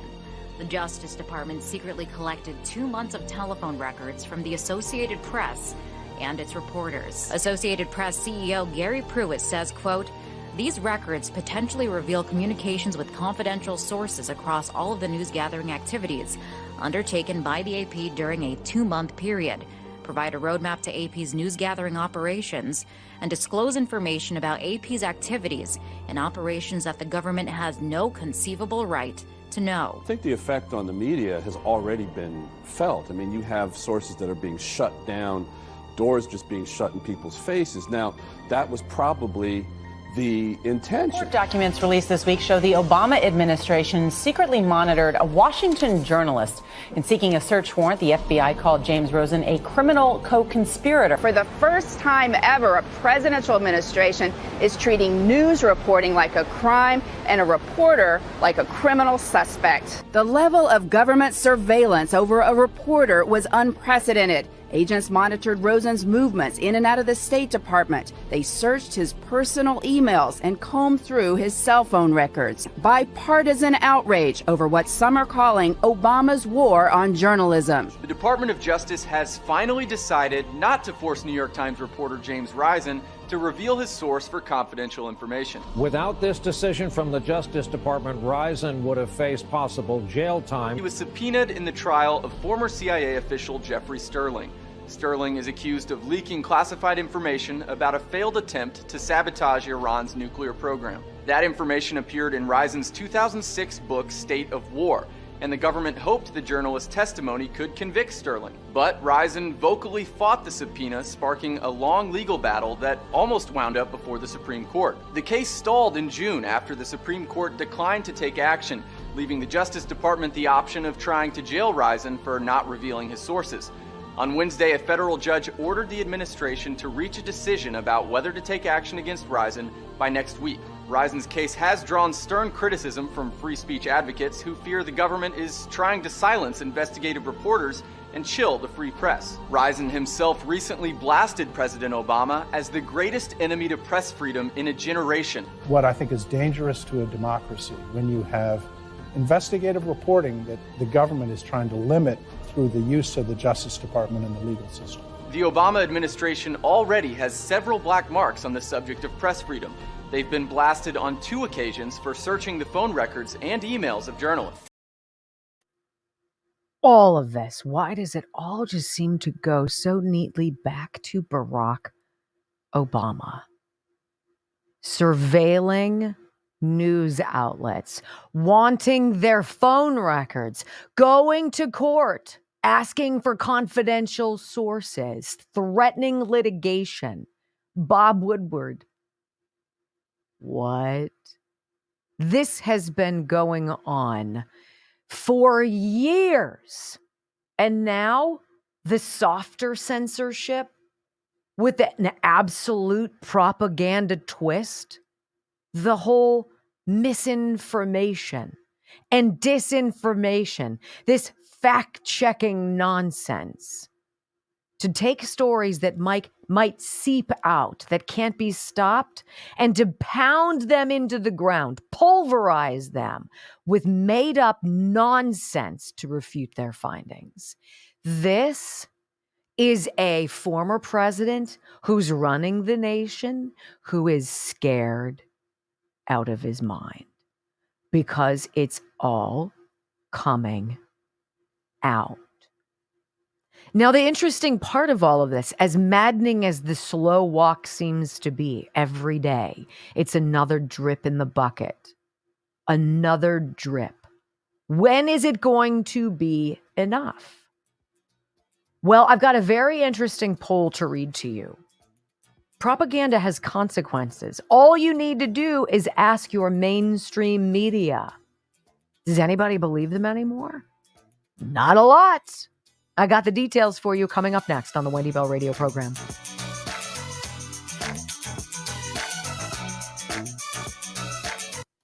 I saw that this morning and I stopped and I was like, because I peripherally remember those, but I would not, as a local journalist, have been like super dug into that. And it just is this 4 minutes. And it could have been 4 hours of coverage. That's when Nora O'Donnell used to remember how to do stuff like that. You know? Kind of tell stories. You can. That's before they gave her a raise in the main spot and a reason to be quiet. It's truly remarkable. You know who has not done any of these things? You know. Look, you do not have to be a Trump enthusiast to see the writing on the wall for these people and to realize that the only way that this stops is when it gets carved out. That's the only way. Who's going to carve it out? Are we going to have like the FDA does? We're going to do our own regulation. We're going to regulate ourselves. We report back that everything is going super duper well. Great. Thank you so much. I think he's been the most transparent. Or are we going to, right? You need to have a true cataclysmic carving out of this suck. You got to blow it up from the Department of Education to the Department of Justice, all of its minions, the Secret Service, the Border Patrol, all of the judgeships, right? All of these judges who are corrupt, clearly corrupt, whether ideologically compromised or paid off. Who knows? Who knows? We've got election officials coming out of the woodwork. What did we tell you about yesterday?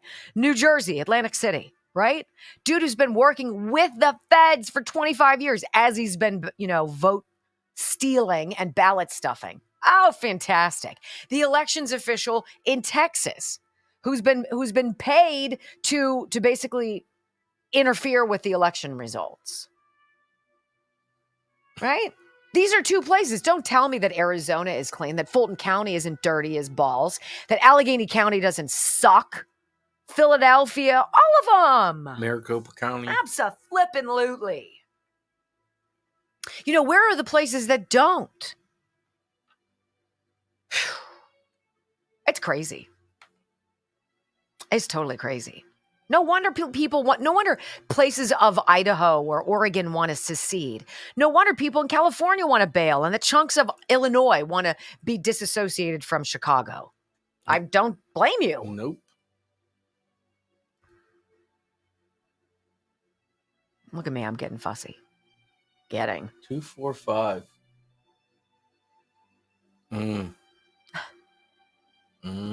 I would super love not to talk about that.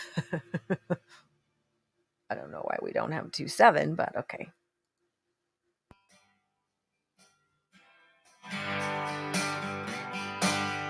When you start to, and I noticed it in the car this morning, I'm driving to work and I've got the radio on and I'm trying to catch up on whatever we're told are the big headlines of the day. And this Russia story about, even if I Google it, what it's going to say, allegations that Russia's got nuclear weapons. They want to do some stuff in space. I don't know. I believe none of it. I was literally in my car and I said out loud, really? Now it could be true. I don't know. Russia could have some nuclear things they want to do. They might want to take out our satellites. They might want to do worse than that. I don't know. I don't believe the messengers anymore. And I can't tell you if that's a good thing or not. Because there is a price to being an active participant. See, when you're asleep in the back and mom and dad are driving on vacation, right? You don't have to be a part of the process. You can just be on autopilot. But when you're in the driver's seat, when you're awake, you need to see all of the hazards. You need to know what everybody else is doing. You've got to drive defensively. It's a whole different ballgame. And a lot more people are paying attention. So I want to read you this. Propaganda does have its consequences. There is a huge erosion of trust in the news. The biggest decline in media trust is among who do you think? Young Democrats. The headline, media confidence in U.S. matches 2016 record low. This is from Gallup. The 32% of Americans who say they trust the mass media a great deal or a fair amount, 32%. 1 in 3. They have a great deal or a fair amount of trust in the media's ability to report the news in a full, fair, and accurate way, ties Gallup's lowest historical reading previously recorded in 2016. Isn't that an interesting year? 2016. Although trust in media currently matches the historic low, it is statistically similar to 2021 and 2022. But this is interesting. 29% of adults have not very much trust at all. A record high 39% say they have none at all. So 4 in 10 2 out of every 5 voters surveyed by Gallup say, 0, I got none. I don't believe them anymore. This nearly 4 in 10 Americans who completely lack confidence in the media is the highest on record by 1 percentage point. It's 12 points higher than the 2016 reading. And the 2016 poll came out after we had gone through all of this Obama campaign squeezing of the media to cover the story and present the propaganda that they wanted. Now, Democrats' trust in the media is down for sure, and the lowest it's been since 2016. Democrats' confidence in the mass media has consistently outpaced Republicans. We would expect that. The latest gap of 47 points is the narrowest, though, since 2016. Democrats' trust in the media has fallen 12 points over the past year to 58%. And compares with 11% among Republicans and 29% among independents. The gap in partisans' media confidence was largest from 2017 through 2022. During that period, Democrats' trust was above its basic trend average of 64%, while Republicans and independents' confidence were each below the averages. Republicans saw it. Independents slowly but certainly came along and began to see it too. This barrage of negative news, 95% negative when dealing with anything involving President Trump. But now Democrats are catching on. Democrats are not to be conned either, and particularly the younger Democrats. Aggregated data last year showed young Democrats trust the media far less than older Democrats. In terms of Republican voters, seems to not matter what your age. We seem to inherently, young, middle-aged, and old, share a rampant distrust in the mainstream media. Look, all of this has a terrible consequence on all of us. After what we've gone through, just think about the main 3 events of the last 4 years. The election of 2020, which we were told we were not allowed to ask questions about. We were jumped on, we were ridiculed, we were called peddlers of the big lie, election deniers. Our questions were squelched, our accounts were canceled, we were banned, many of us fired. People who are honest and run honest elections don't feel the need to have retribution in their back pocket. They don't feel the need to run interference if things are handled correctly. Then, of course, there was COVID. And COVID was, come on, we were lied to from go about that. Imagine the next time, God willing, if there is a next time. To whom will you listen? Where will you get your confidence in? It's not going to be your CDC. I certainly don't believe the FDA. Judging by every commercial on television that's sponsored by Pfizer and the multi-million dollar contracts they give out to people like Travis Kelce and others to promote a jab that we know is dangerous, are you going to ever believe Big Pharma again? Hell no. And then, of course, all of this suck ensconced with January 6th. The clearly false narrative, the confidential human sources who were embedded not just among the crowd outside the Capitol, but who we know from representatives, Clay Higgins and others, were inside the Capitol before the doors were ever opened to invite and entrap honest, concerned patriots, and to then throw the book at them and use them in a fictitious storyline meant to damage Donald Trump. The derangement is real. I don't know about you guys. I'm kind of done with the collateral damage. And it's time for the people who truly suck to pay for it. Coming up, hour number 3 of the Wendy Bell radio program, my friends. George Soros buying hundreds of radio stations. Really? I guess if you can't control the messenger, you might as well control their frequency. Scary. Next.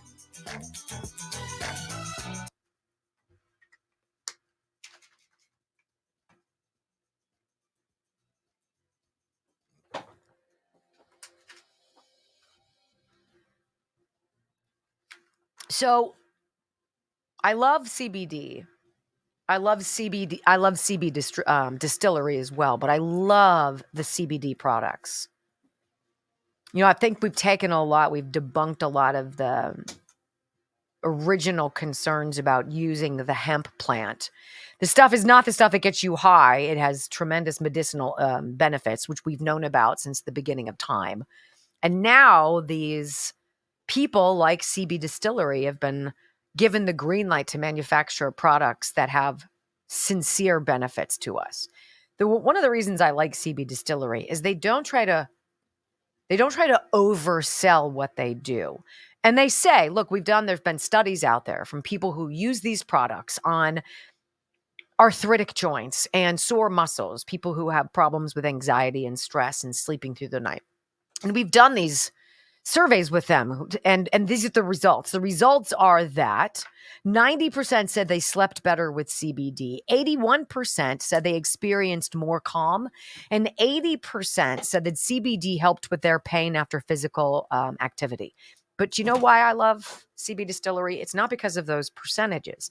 It's because they're honest, and they say in 2 non-clinical surveys, right? This could be them talking to their patients, their customers, and saying, hey, after you try the product, would you mind giving us a review? Would you mind filling out this survey? And so they're telling you, look, we're not going into the lab and doing this, but we've solicited people in a non-clinical survey. And they tell us going away that they have benefited. And that's why there are more than 2 million customers for cbdistillery.com. 100% money back guarantee. Got nothing to lose. Honest to God. So I would absolutely get in touch with them and enjoy the 20% off discount you get with my name. CB Distillery products, cbdistillery.com. Their products, I believe, are off the charts. I can only give you my honest assessment, and I would be hard-pressed to go through a day without their products. cbdistillery.com. All right, so where are we going? This is a really touchy subject. And look, one of the company that fired me, that Brock ended up quitting to leave and to join me and to try this independent venture that we've done together, is an Odyssey radio station. And George Soros is coming out and buying. I don't know how it's possible that this guy is able to do it. I hope it's not. But neither Brock nor I has a feeling of, we hope these radio stations go under. That's not at all what we're thinking. We're thinking that quite frankly, the more voices out there, the better. I mean, it's a free economy out there for you to choose who you want to listen to. It is very scary, especially if you do a little research on the last thing he did. The station, I don't know how much you covered. I have not done much. I was merely disappointed in 2.58, but I figured that click on that thumb up button, if you're new to the show, if you wouldn't mind rumbling, your rumbles, and that's just merely like giving us a like or like a heart or a yay. And when you click on the thumb up underneath the video box and you push us over 3,000, we have a streak going. We are on a streak, and we appreciate you helping us. It helps us on the leaderboard. So thank you so very much, Brock. And you've said sometimes people need to get out and get back in. Yeah, they need to close the chat when you're on the phone. Close the chat to be able to hit the rumble to then get back into the chat. And then get back into the chat. I mean, it's just one of those things. It takes a few seconds to do, but it actually adds up for us, and so we're so appreciative of what you do. And please, I mean, just the monetary donations, $5 here, $10 here, $50. Some of it's ridiculous. And you have covered the cost of our rent this month. And now, after yesterday and the local signups, our phone bill. That's something I don't have to pay. And I appreciate it. Not working for free anymore. All right, go ahead, Brock. No, I was just going to say that I don't want to step on too much of what you were going to talk about. But George Soros bought Vice News the same way because this radio company went bankrupt. And Vice News is no more. So I think about all the people out there that potentially may lose their job. And there's a lot of people out there, and we know a lot of them, and regardless of how I feel towards any past employers or anything like that, you don't want to see people nope, lose their job. I do not celebrate that. No. At all. I still can't believe I was unemployed for 4 years. That was wild. I really enjoyed those years being a mom. What a blessing. It was a blessing for you. With what certain things happen outside of you. I was able to be there. Right. So I try to tell my kids, like, when things don't go your way, you think they're not going your way, hang in there, because there's almost always something that comes up because of it. I didn't even know you, and it was one of the best things that happened to me. I'm glad my pain could be a source of your Thank you. Of your achievement. I wouldn't say achievement, but achievement. Look at you. That's a little. You're a partner in a business. You've got I haven't been to a shareholders meeting. You've got a microphone. You've got. I have not. There's been no shareholder meetings, or there has been. I've just not been. You need a curl to twirl. Invited to any. Just saying. Anybody else twirl? Just saying. Soothing to me. No shareholders. Shut up. Jesus. Hell.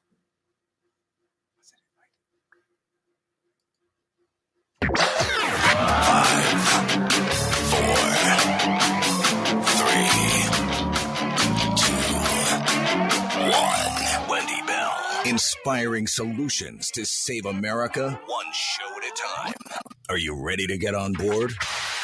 When are you guys gonna learn? The more you indict, the more we unite. Facts. It's Trump 2024. We don't care. You heard me? We already made our mind up. You already know when the hood got your back. Man, they deep in the hood, gangsters, hollering about Trump 2024. You heard me? Woo, woo, wah. Gangsters. The hood got this man back. I'm just trying to tell you. You heard me? And we ain't stupid, man. American people, man. We ain't all them talking about lockdowns and back when the masks and all that. They got a new virus coming and it's gonna be, man, nobody don't care. Ain't fooling nobody no more with none of that. New jack, man, nobody being fooled no more. We all the way up, you heard me? It's Trump 2024. That's what it's gonna be, cause we ain't having nothing else. From sea to shining sea, 3 hours of bold truth and excellence. The Wendy Bell Radio Program. Hey!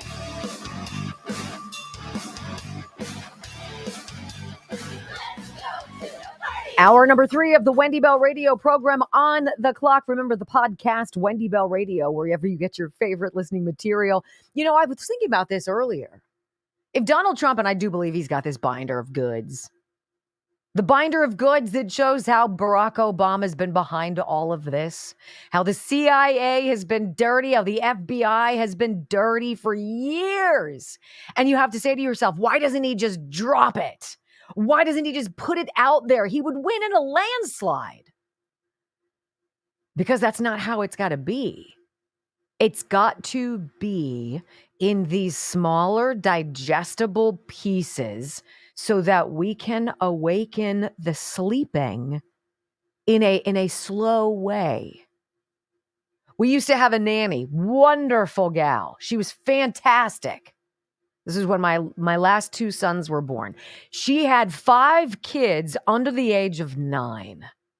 And she was fantastic. The one rub the kids had with her is that they'd take naps and she would come in the room and she'd open up the door and she'd throw up the blinds and she'd be really loud. Come on, let's go. And it was very loud and it was unsettling. And they hated that. You need to be awakened slowly, right? Gradually until you're a little bit more, and then you're wide awake alert.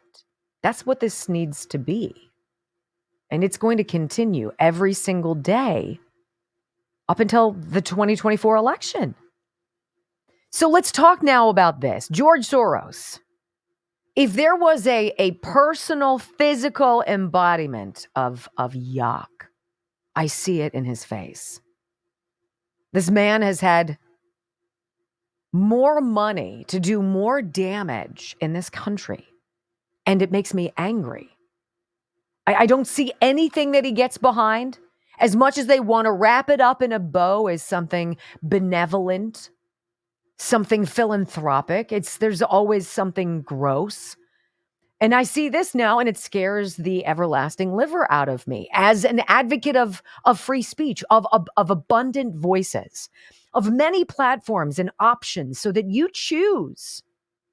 The worst thing that can happen to us is the voices get smaller and fewer in between. The headline that George Soros wants to buy $400 million of the radio company Odyssey's debt and absorb control of more than 200 of those radio stations, 23 of which, if I'm not mistaken, are in the top 25 largest markets, scares me to death. This is not good. How is this even being talked about? Right? It's like us saying, I don't know. We need a big buyer for this thing that we're doing. We're going under, right? Who do we get? Well, let's call Star Wars and get the Emperor, because that sounds like a great idea, right?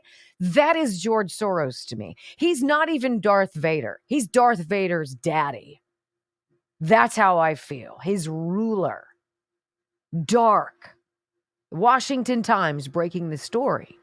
George Soros scoops up 220 U.S. radio stations ahead of the 2024 election. He's purchased a potentially controlling stake in America's second largest chain of radio stations.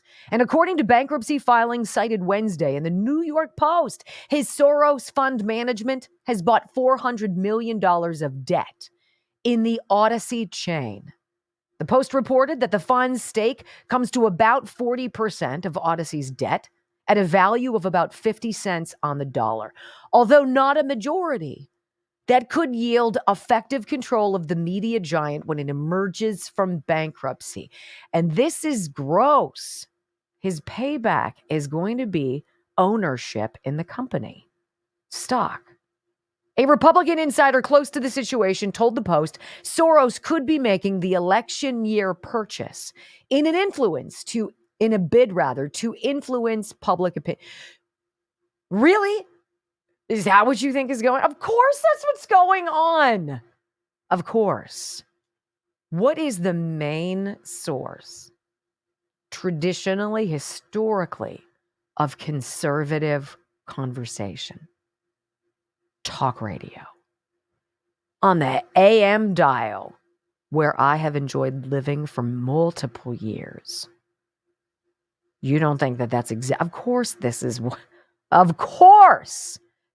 is going on. Odyssey filed for bankruptcy January 7th with almost $2 billion of debt.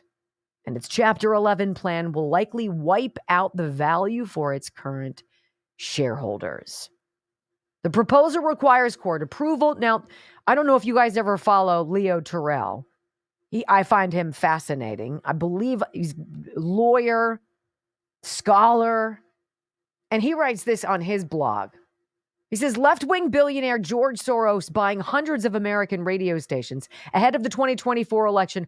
Why is this even considered as a viable option? How is this even possible?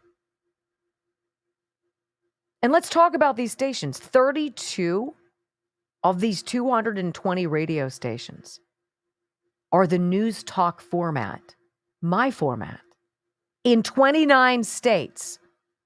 And the New York Post, quoting people, of course, saying that this is scary. George Soros fund poised to take control of the nation's second largest chain of radio stations. This is where the "this is scary" quote comes from. I'm over on the New York Post now. I mean, we've seen what this guy has done to the district attorneys in this country. Who has he funded? Alvin Bragg, Letitia James, and others. Think about Illinois. Think about California. Think about DAs in Los Angeles and the old DA in Philly. This man, this dark, looming billionaire of suck, has totally upended the idea of justice in this country. With his funding, certain people have won in certain places where all of a sudden these very big court cases against Donald Trump have popped forward. It's almost like it's also calculated. It's almost like it feels like that November 3rd, 2020, 3:30 p.m. phone call as elections officials and Democrat operatives in all 50 states were looking at what was going on and dropped a collective, holy boop, get on this phone call with us. And who did? All of the Democrat Secretary of State's office, secretaries of state offices. Now, just as a performer, as an independent entrepreneur, radio station owner, not station, but brand owner, for George Soros to come in and silence the voices of people to determine the direction possibly of that station's talk, to potentially pull the plug on the ability of people like you and like me to communicate in a format such as this. How many of those radio stations might we surmise carry this program? Or every other conservative talk host out there? And how long before that silencing effect happens? Brock, I want to give you the last minute here because I know this matters specifically to you. You worked for one of these companies for decades. Yeah, what's really scares me is radio is in the syndication market right now. So you drive around the country, you heard Rush Limbaugh 24 hours a day. Some radio station was carrying Rush Limbaugh 24 hours a day. So you have a few companies that own the big names, like the Dan Bonginos, the Glenn Becks, the Sean Hannitys. All these radio stations take the same shows. So all it does is George Soros coming in at owning 40% and say, you know what? I have enough money to make it all local. So let's end our agreement with Westwood One. Let's end our agreement with Premier Radio, who is the biggest, baddest in the radio market. Let's end our contract with them. Well, that takes away the Sean Hannitys, the Glenn Becks, the Mark Levins, all these voices that you hear every single day with one swipe of the pen. And it's going to be gone. And it's going to be likely allowed. And this is absolutely terrifying. So obviously we're going to keep our eyes on this story, ladies and gentlemen. When we come back, it seems like the Black and the Hispanic voter in a staggering new poll, they're bailing on the Democratic Party. Bailing. Is this why the left is gambling on the migrants to take their spots? I don't know, but let's talk about this poll next on the Wendy Bell Radio Network.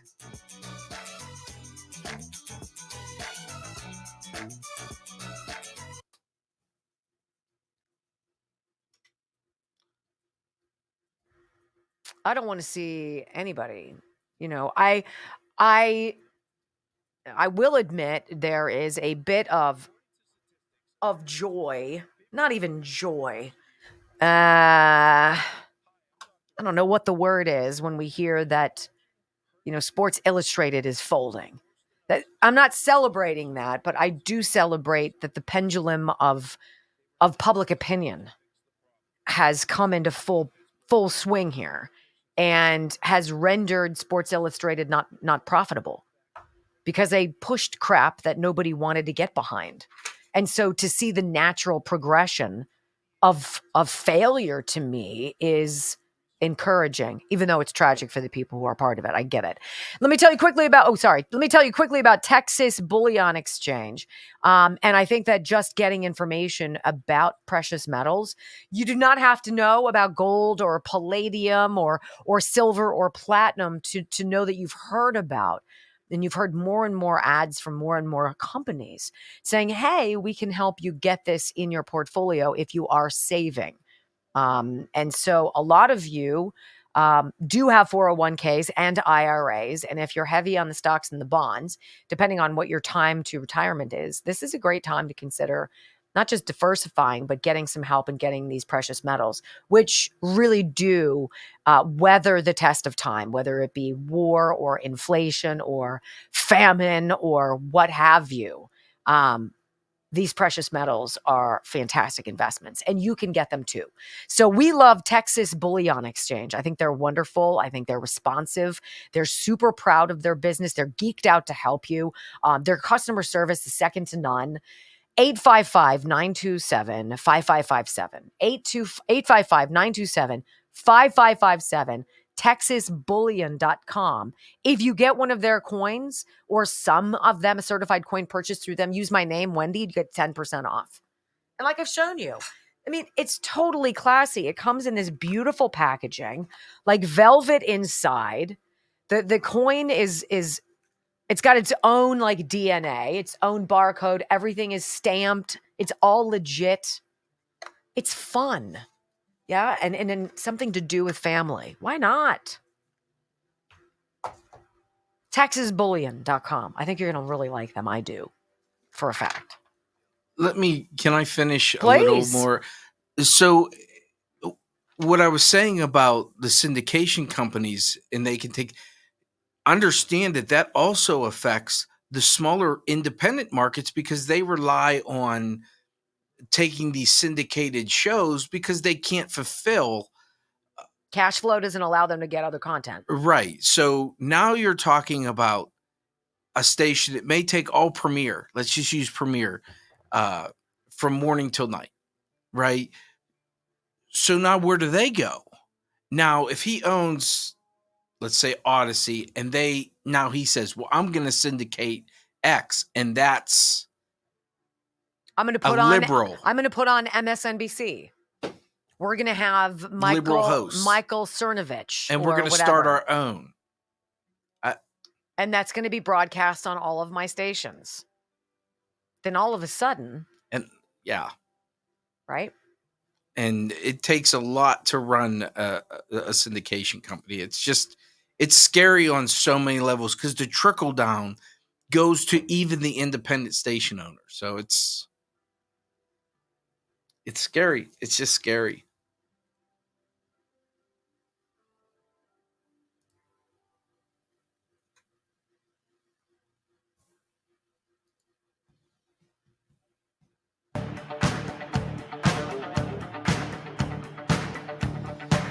It's so weird that much of what we are living through is completely contrary to the messages that we share with our children. Because every parent's objective, and I will speak for mine, is to raise children who are independent thinkers, who know how to question, who know how to act independently, to try to make the best decisions they can, knowing full well that we are inherently fallible. But the ability to get a diversified smorgasbord of ideas, and instead homogenizing those ideas and perhaps carving out the conservative conversation, which is tried and true. It's tested. It's time honored. What we stand for is the opposite of radical. Which is why I always thought it was so funny that they were trying to demonize this idea of MAGA Republicans or make ugly this notion of making America great again. There is no more noble endeavor, save for creating the best and raising the best children you know how to carry the legacy of this beautiful place forward. This is just, it's a very unsettling time. And I feel that with you as well. I'm not the only one.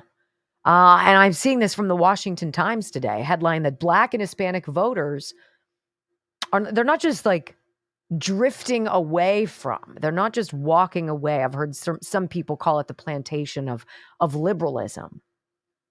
They're bailing on the Democratic Party. Just 27% of adults identify as Democrats. Black and Hispanic adults identify as Democrats. This is the lowest in Gallup poll history. And this just dropped this week. The Democratic Party's historically strong support within several key demographics is waning heavily, with Blacks and Hispanics jumping ship in droves, despite maintaining a noticeable majority within the African American community. The Democratic lead has decreased by an astounding 20 percentage points. What? 20 percentage points throughout just the last 3 years? That is cataclysmic failure. And I believe that's part of the fuel on the fire of this scramble to cover up what they've done, to run interference, create alternate scenarios where you can be distracted and smoke screened, to continually point fingers at their favorite demons, Russia, Donald Trump, MAGA Republicans, to wrap it all in these words that sound like you'd get behind them, like, threats to democracy, or we're doing this for national security. Like, who would say, I'm not for national security, but it's always a bogus reason. And how interesting that the Black and Hispanic voters are not being conned. Again, I keep going back to that white, liberal, college-educated woman who's in the suburbs as a wine-drinking soccer mom. Like, she's the person I blame, not somebody who's Black or Hispanic or living within an urban environment, because they're living in it every damn day. And now it's being shipped out to the suburbs. What's more, the party's foothold with Hispanic adults and young people has similarly retracted, leaving the Democrats grasping onto a minor advantage. Is the college-educated student the indoctrinated brand of the Democratic Party? Is that why Joe Biden is so desperate to cut all of their student loan debt? Vote for me, be in my pocket. I need you because everybody else is awake. And you might be the only people who are dumb enough to still believe what I'm saying.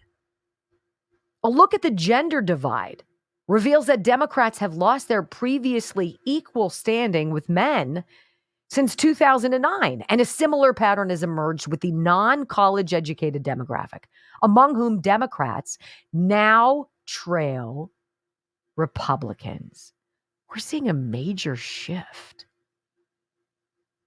The year 2023 saw a stark dip in Democratic identification among the overall electorate to just 27%. It's the lowest measure in Gallup's ongoing research, with only 43% of U.S. adults either directly aligning with or leaning toward the Democratic Party. The dwindling figures reveal a new challenge for the party strategists.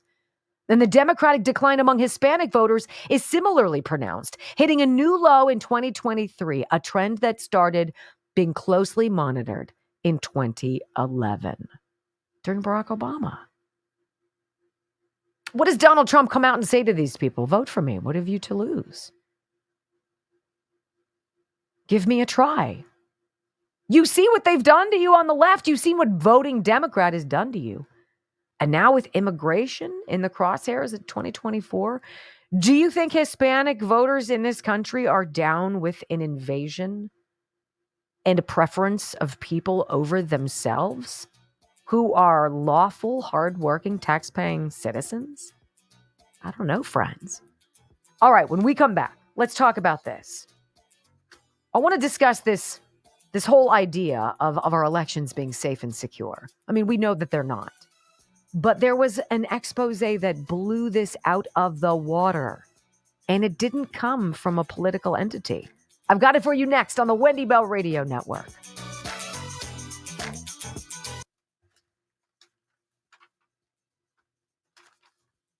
I kind of wanted to reach out to a contact I have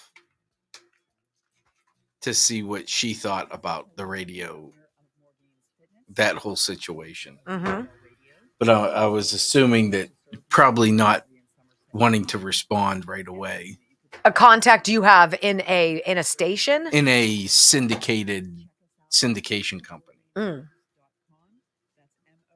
I like I said, I think I know the backdoor stuff is probably boring to a lot of people, but it's just the tentacles that. Well, and that's what I was trying to say, and I probably did not articulate it well, but we can see in the parroted talking points that the media get the directive. They get certain things that they need to talk about and say, and many of them do.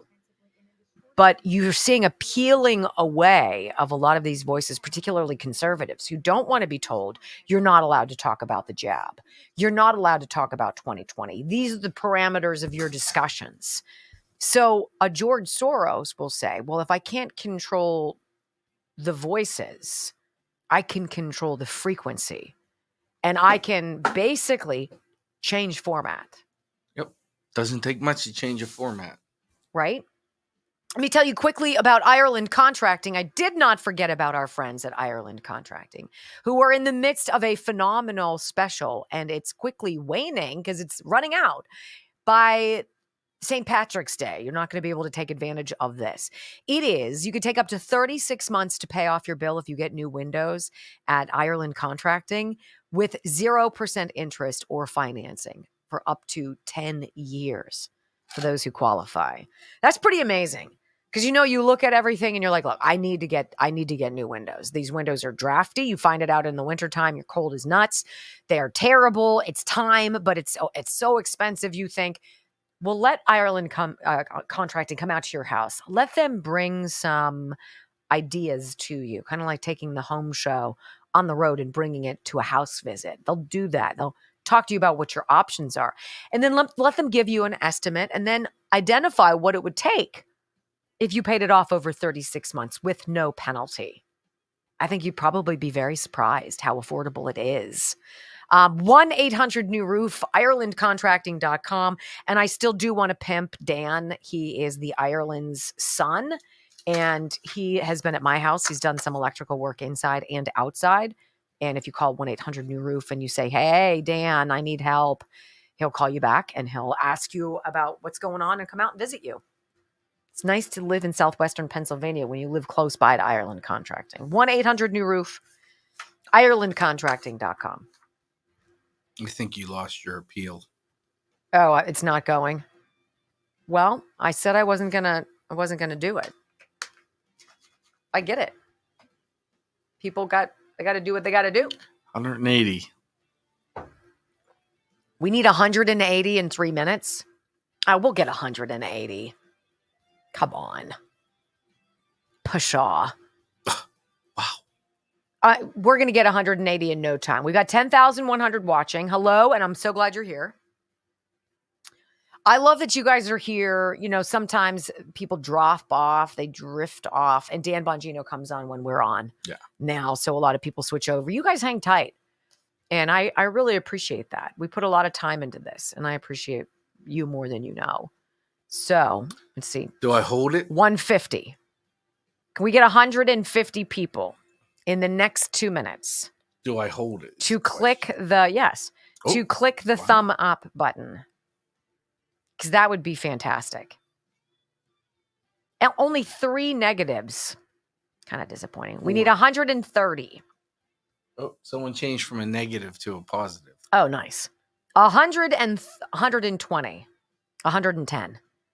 if just click on that little button and you'll be part of pushing us over the finish line and putting us in contention with the big dogs who have way more resources than we do. I have Brock. Grateful for it, but we do not have a deep bench. 90 people. Wow. But we don't. I mean, we don't. I mean, if he has another seizure, I'm screwed. So can we please? Yes. Like I would not show. If you crash a car into a tree again, but you don't make it, yeah, I'm pretty sure you won't. So I'm sorry, I jump over to that possibility. Wow, yeah, right. That escalated real fast. All right, we need 70 people in 1 minute. You guys have been amazing. Amazing. And I know I lied to you. You did. I know. You gave out fake No, you freaking got me involved in this, jerk. 60 people in 50 seconds. I gotta hold it. I know. I have to. It's not a threat. Nobody cares. I am the only one who cares about Toto because it means something to me. So, 50 at times. We're in COVID. I mean, we're just flying by the seat of our pants. We're doing the best we can, right? I think all of us were like, come on now. So this was very interesting that there's a nonprofit. It's a 501c3. This is not an independent journalist. This is not somebody in the mainstream news who all of a sudden had smelling salts. And they're like, what? Oh my gosh, I forgot how to do my job. That's not what this is. There's an organization called the Public Interest Legal Foundation. And the Public Interest Legal Foundation's sole objective is to put the feet of secretaries of state and other elections officials to the fire when proof of malfeasance and fraud is found, so that in accordance to the Constitution, everybody has a vote and it is not stolen by somebody who gives it to someone else. All right. So they did this, the investigators, they've got all these lawyers and they file lawsuits and they do all this stuff. They are the thorn in the side of anyone who wants to try to steal an election. They did a little investigation, if you will, which wasn't little at all. It was a dive into Michigan's voter rolls heading into this coming up election. And they've been on this in Michigan for a reason since 2020. Because Jocelyn Benson, as the Secretary of State, did nothing to clean up the dirty voter rolls. Well, if you need an insurance policy that your guy or gal is going to get across the finish line, there's nothing quite like people who don't exist or people who vote in multiple places or people who vote more than once or people who are dead to help you. And that's exactly what they've done. Now, this this Public Interest Legal Foundation filed a lawsuit claiming that 25,975 dead registrants, I should say, remain on Michigan's voter rolls. I mean, what do we know about Georgia? That was decided by what? Less than 20,000 votes? Fewer than 20,000 votes? Pennsylvania, 80,555, allegedly, that we're told. Nearly 26,000 dead residents remain on Michigan's voter rolls. And despite their dogged attempts to tell Secretary of State Jocelyn Benson, she's not done anything about it. So they filed a lawsuit. Beyond this group, this 501c3 that's doing all of the work and put it out in a report and presented it to the Secretary of State, found that nearly 4,000 people on Michigan voter rolls have been dead for at least 20 years. And so what does this gal do? She's the communications gal for this group, this Public Interest Legal Foundation. She goes to the cemetery. And she finds the headstones of the people who are dead who've been voting in Michigan's elections. And you've got to hear this. Audio soundbite number 1, she describes this situation, how serious it is, how twisted it is, and how she's tried endlessly to get anybody at the Secretary of State's office to pay attention. Go. Unfortunately, Michigan has a history of errors and chaos in its election administration. The state has colossal problems on their voter rolls. These errors are important because voter rolls are the most essential election integrity document. The voter roll tells election officials who is eligible to vote. Each error on the voter rolls is a vulnerability in our elections.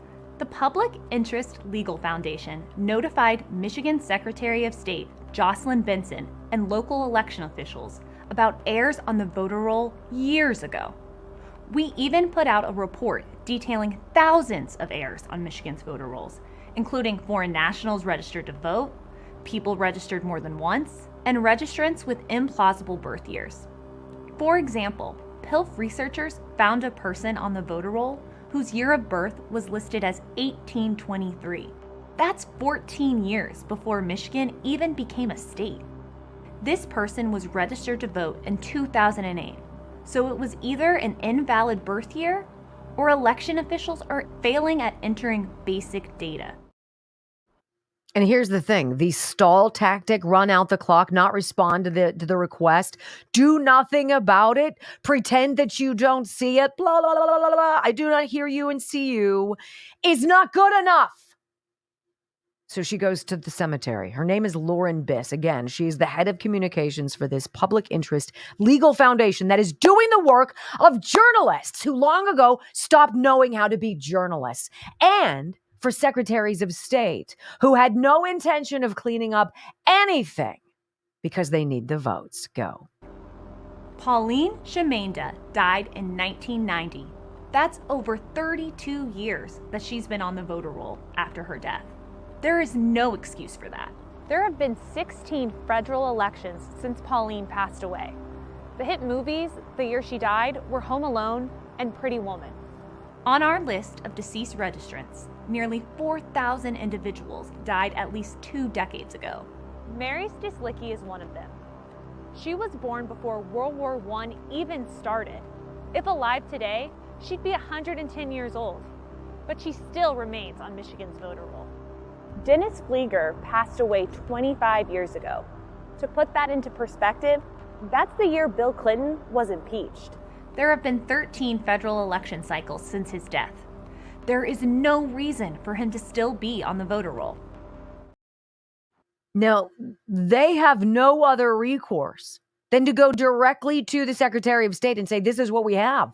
And the Secretary of State has refused to get involved, has refused to acknowledge the problem, has refused to do her freaking job.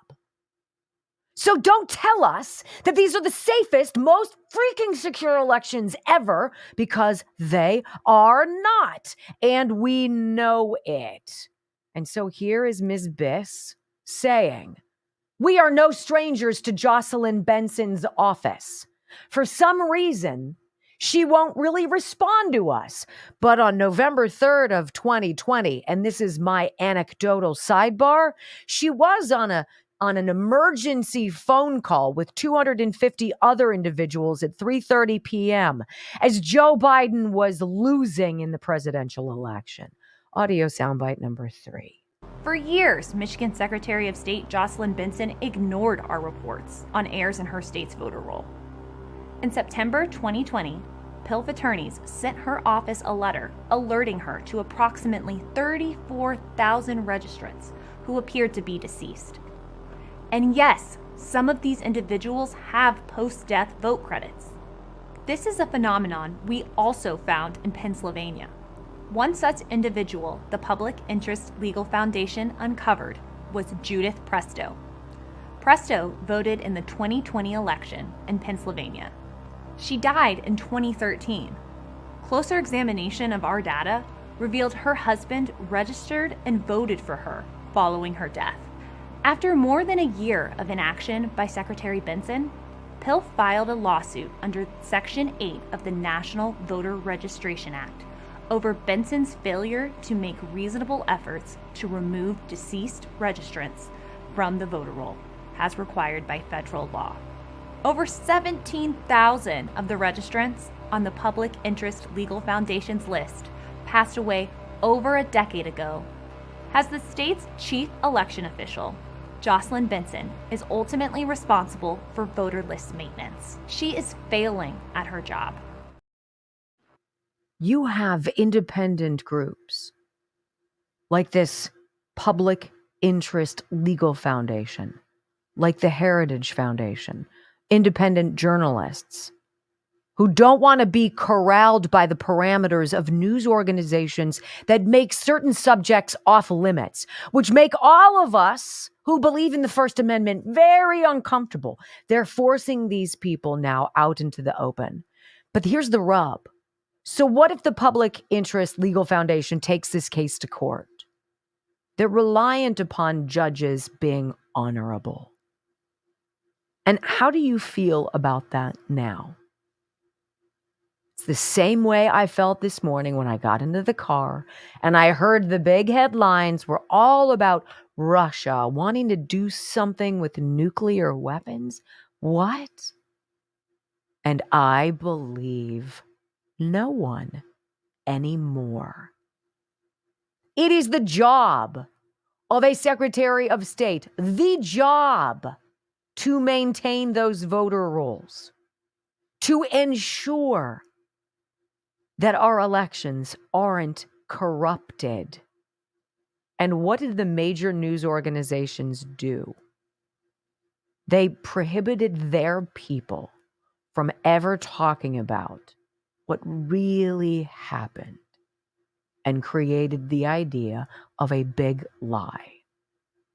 Well, how's that gonna age? Because it's not. And if all of the polls are any indication, it's not just white voters who are awake. It's your Black and Hispanic voters of younger ages who see exactly what is going on. Dead voters. And by the way, that didn't involve all of the voters who voted more than once, or who voted in more than one location, or whose address is an empty parking lot, or a post office box, or a business that doesn't exist. It's got to be election day, in-person election day, period. When we come back, remember all those calls to defund the police? Well, yeah, that hasn't gone over so well. We got to take you somewhere because the danger just isn't worth it anymore. Retailers are leaving America's cities. Next on the Wendy Bell Radio Network.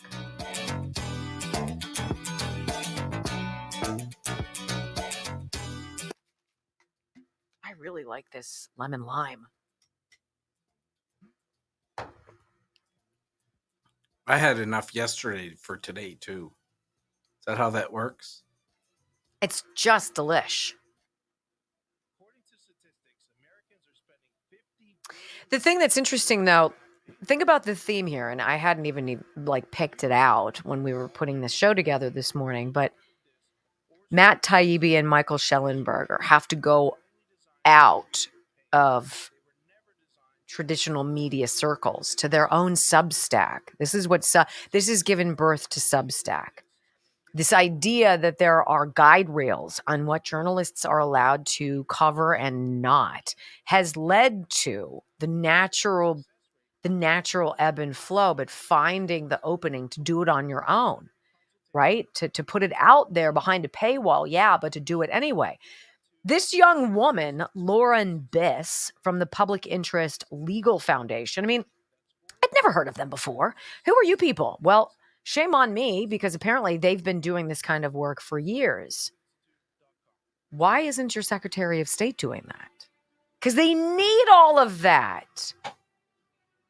I'm curious, just personally, I'm curious if we were to ever find out what the real vote count was in 2020.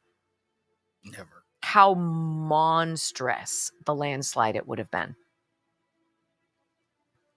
I look at subscriptions nowadays as, I mean, think about, would you pay, let's say you paid $8 a month for the newspaper back in the day. Maybe it's 5 or 10 you got every day. Now you know the garbage they put in there. I'd much rather spend it on a Matt Taibbi or absolutely someone else. At least I can trust what they're saying. And in a way, what you're forced to do now is to a la carte. A la carte. I'm not going to get that whole network. I'm going to get that voice that I like in that network. I want Catherine Herridge. I know someone that got rid of cable. They only had cable for basically the Penguins, the Pirates, but now they went off the smaller cable package, and they're just like, I cut the cord. I'm not going to pay that for.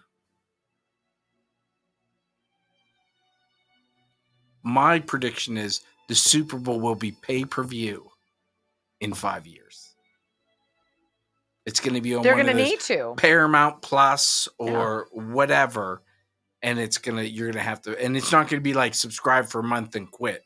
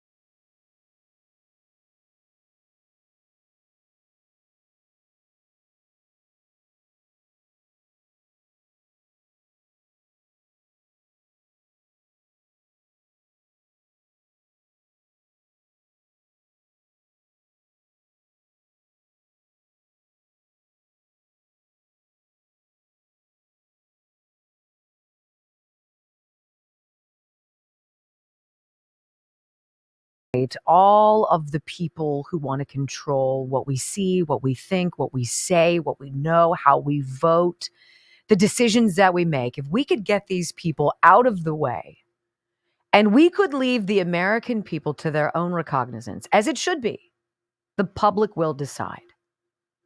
That is the whole idea of a constitutional republic. We have representatives. These representatives are working for us.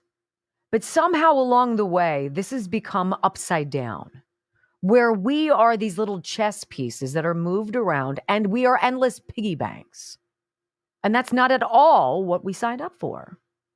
I think about where we came from as I'm excited about all of these changes going on in the world, as people are tuning out television stations or networks that for too long have lied to them. You're not worth it to me anymore. And they cut the cord. And they go online and they find somebody like me. Or think about it. We started out and we put out our signal. I pay to be able to broadcast up to a satellite. This signal for this radio show. Any station out there. I am so confident in what I do and why it's important and what we're on a mission to accomplish. We put it out there for any radio station to take. And people have. We're in Houston, Texas now, ladies and gentlemen. Top 10 radio market in the United States. We just signed up in Florida. I don't have some big company on my side. Nobody's out there pushing my name. I'm not represented by a fat contract. I've signed no legal documents. I just said to Brock, you know what? We're going to work our tails off. And we're going to put it out there. And we're going to show up on Thanksgiving. And we're going to show up on the day after. And we're going to work harder than everybody else. And we are going to tell the truth. And we're going to put it in God's hands. And look at what happens.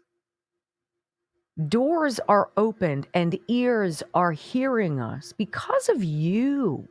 The public will decide who sinks and who swims.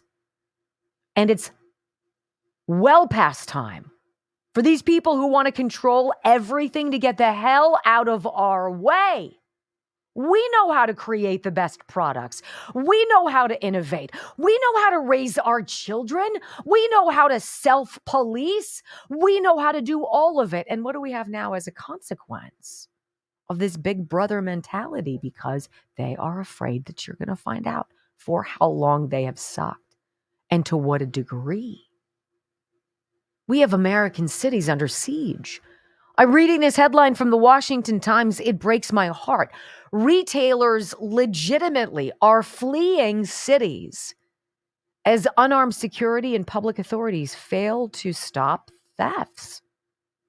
Is anybody even remotely surprised by this? Could you not see this? Could you not see the connection of all of these things together?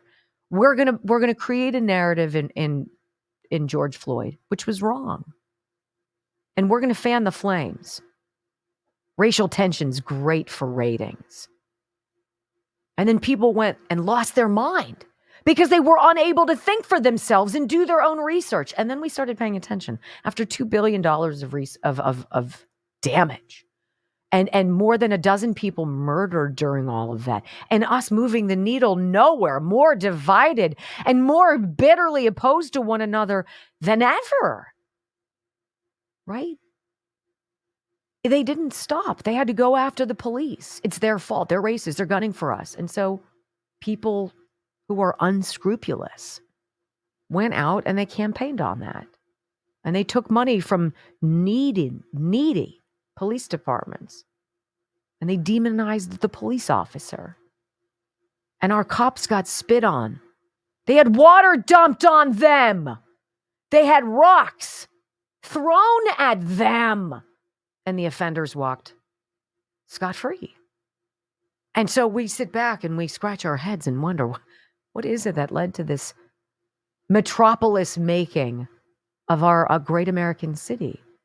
What's next? All of us with fingerless gloves on and wool jackets that mobs have eaten through, standing over oil drum cans that are burning so we could stay warm. I mean, like literally, how far are we from that? And so then they open up the borders and they welcome in the other countries' rejects. Open up your insane asylums, open up your prisons, bring them on in. And now we hear about New York City. We've got warring factions of MS-13 and Venezuelan gangs taking over the streets of New York City. That sure as hell didn't take long, did it? And you ask yourself, what happened? They tried to set up Donald Trump. They rigged an election. They lied to our faces. They created a terrible administration of Barack Obama 3.0, of being ashamed of Americans' extraordinary resilience. And this is called take back time. I'm Wendy Bell, delighted that you're here. I hope you come on back tomorrow. We'll be here with another locked and loaded show for you. Information. Have a great day, everybody. Peace.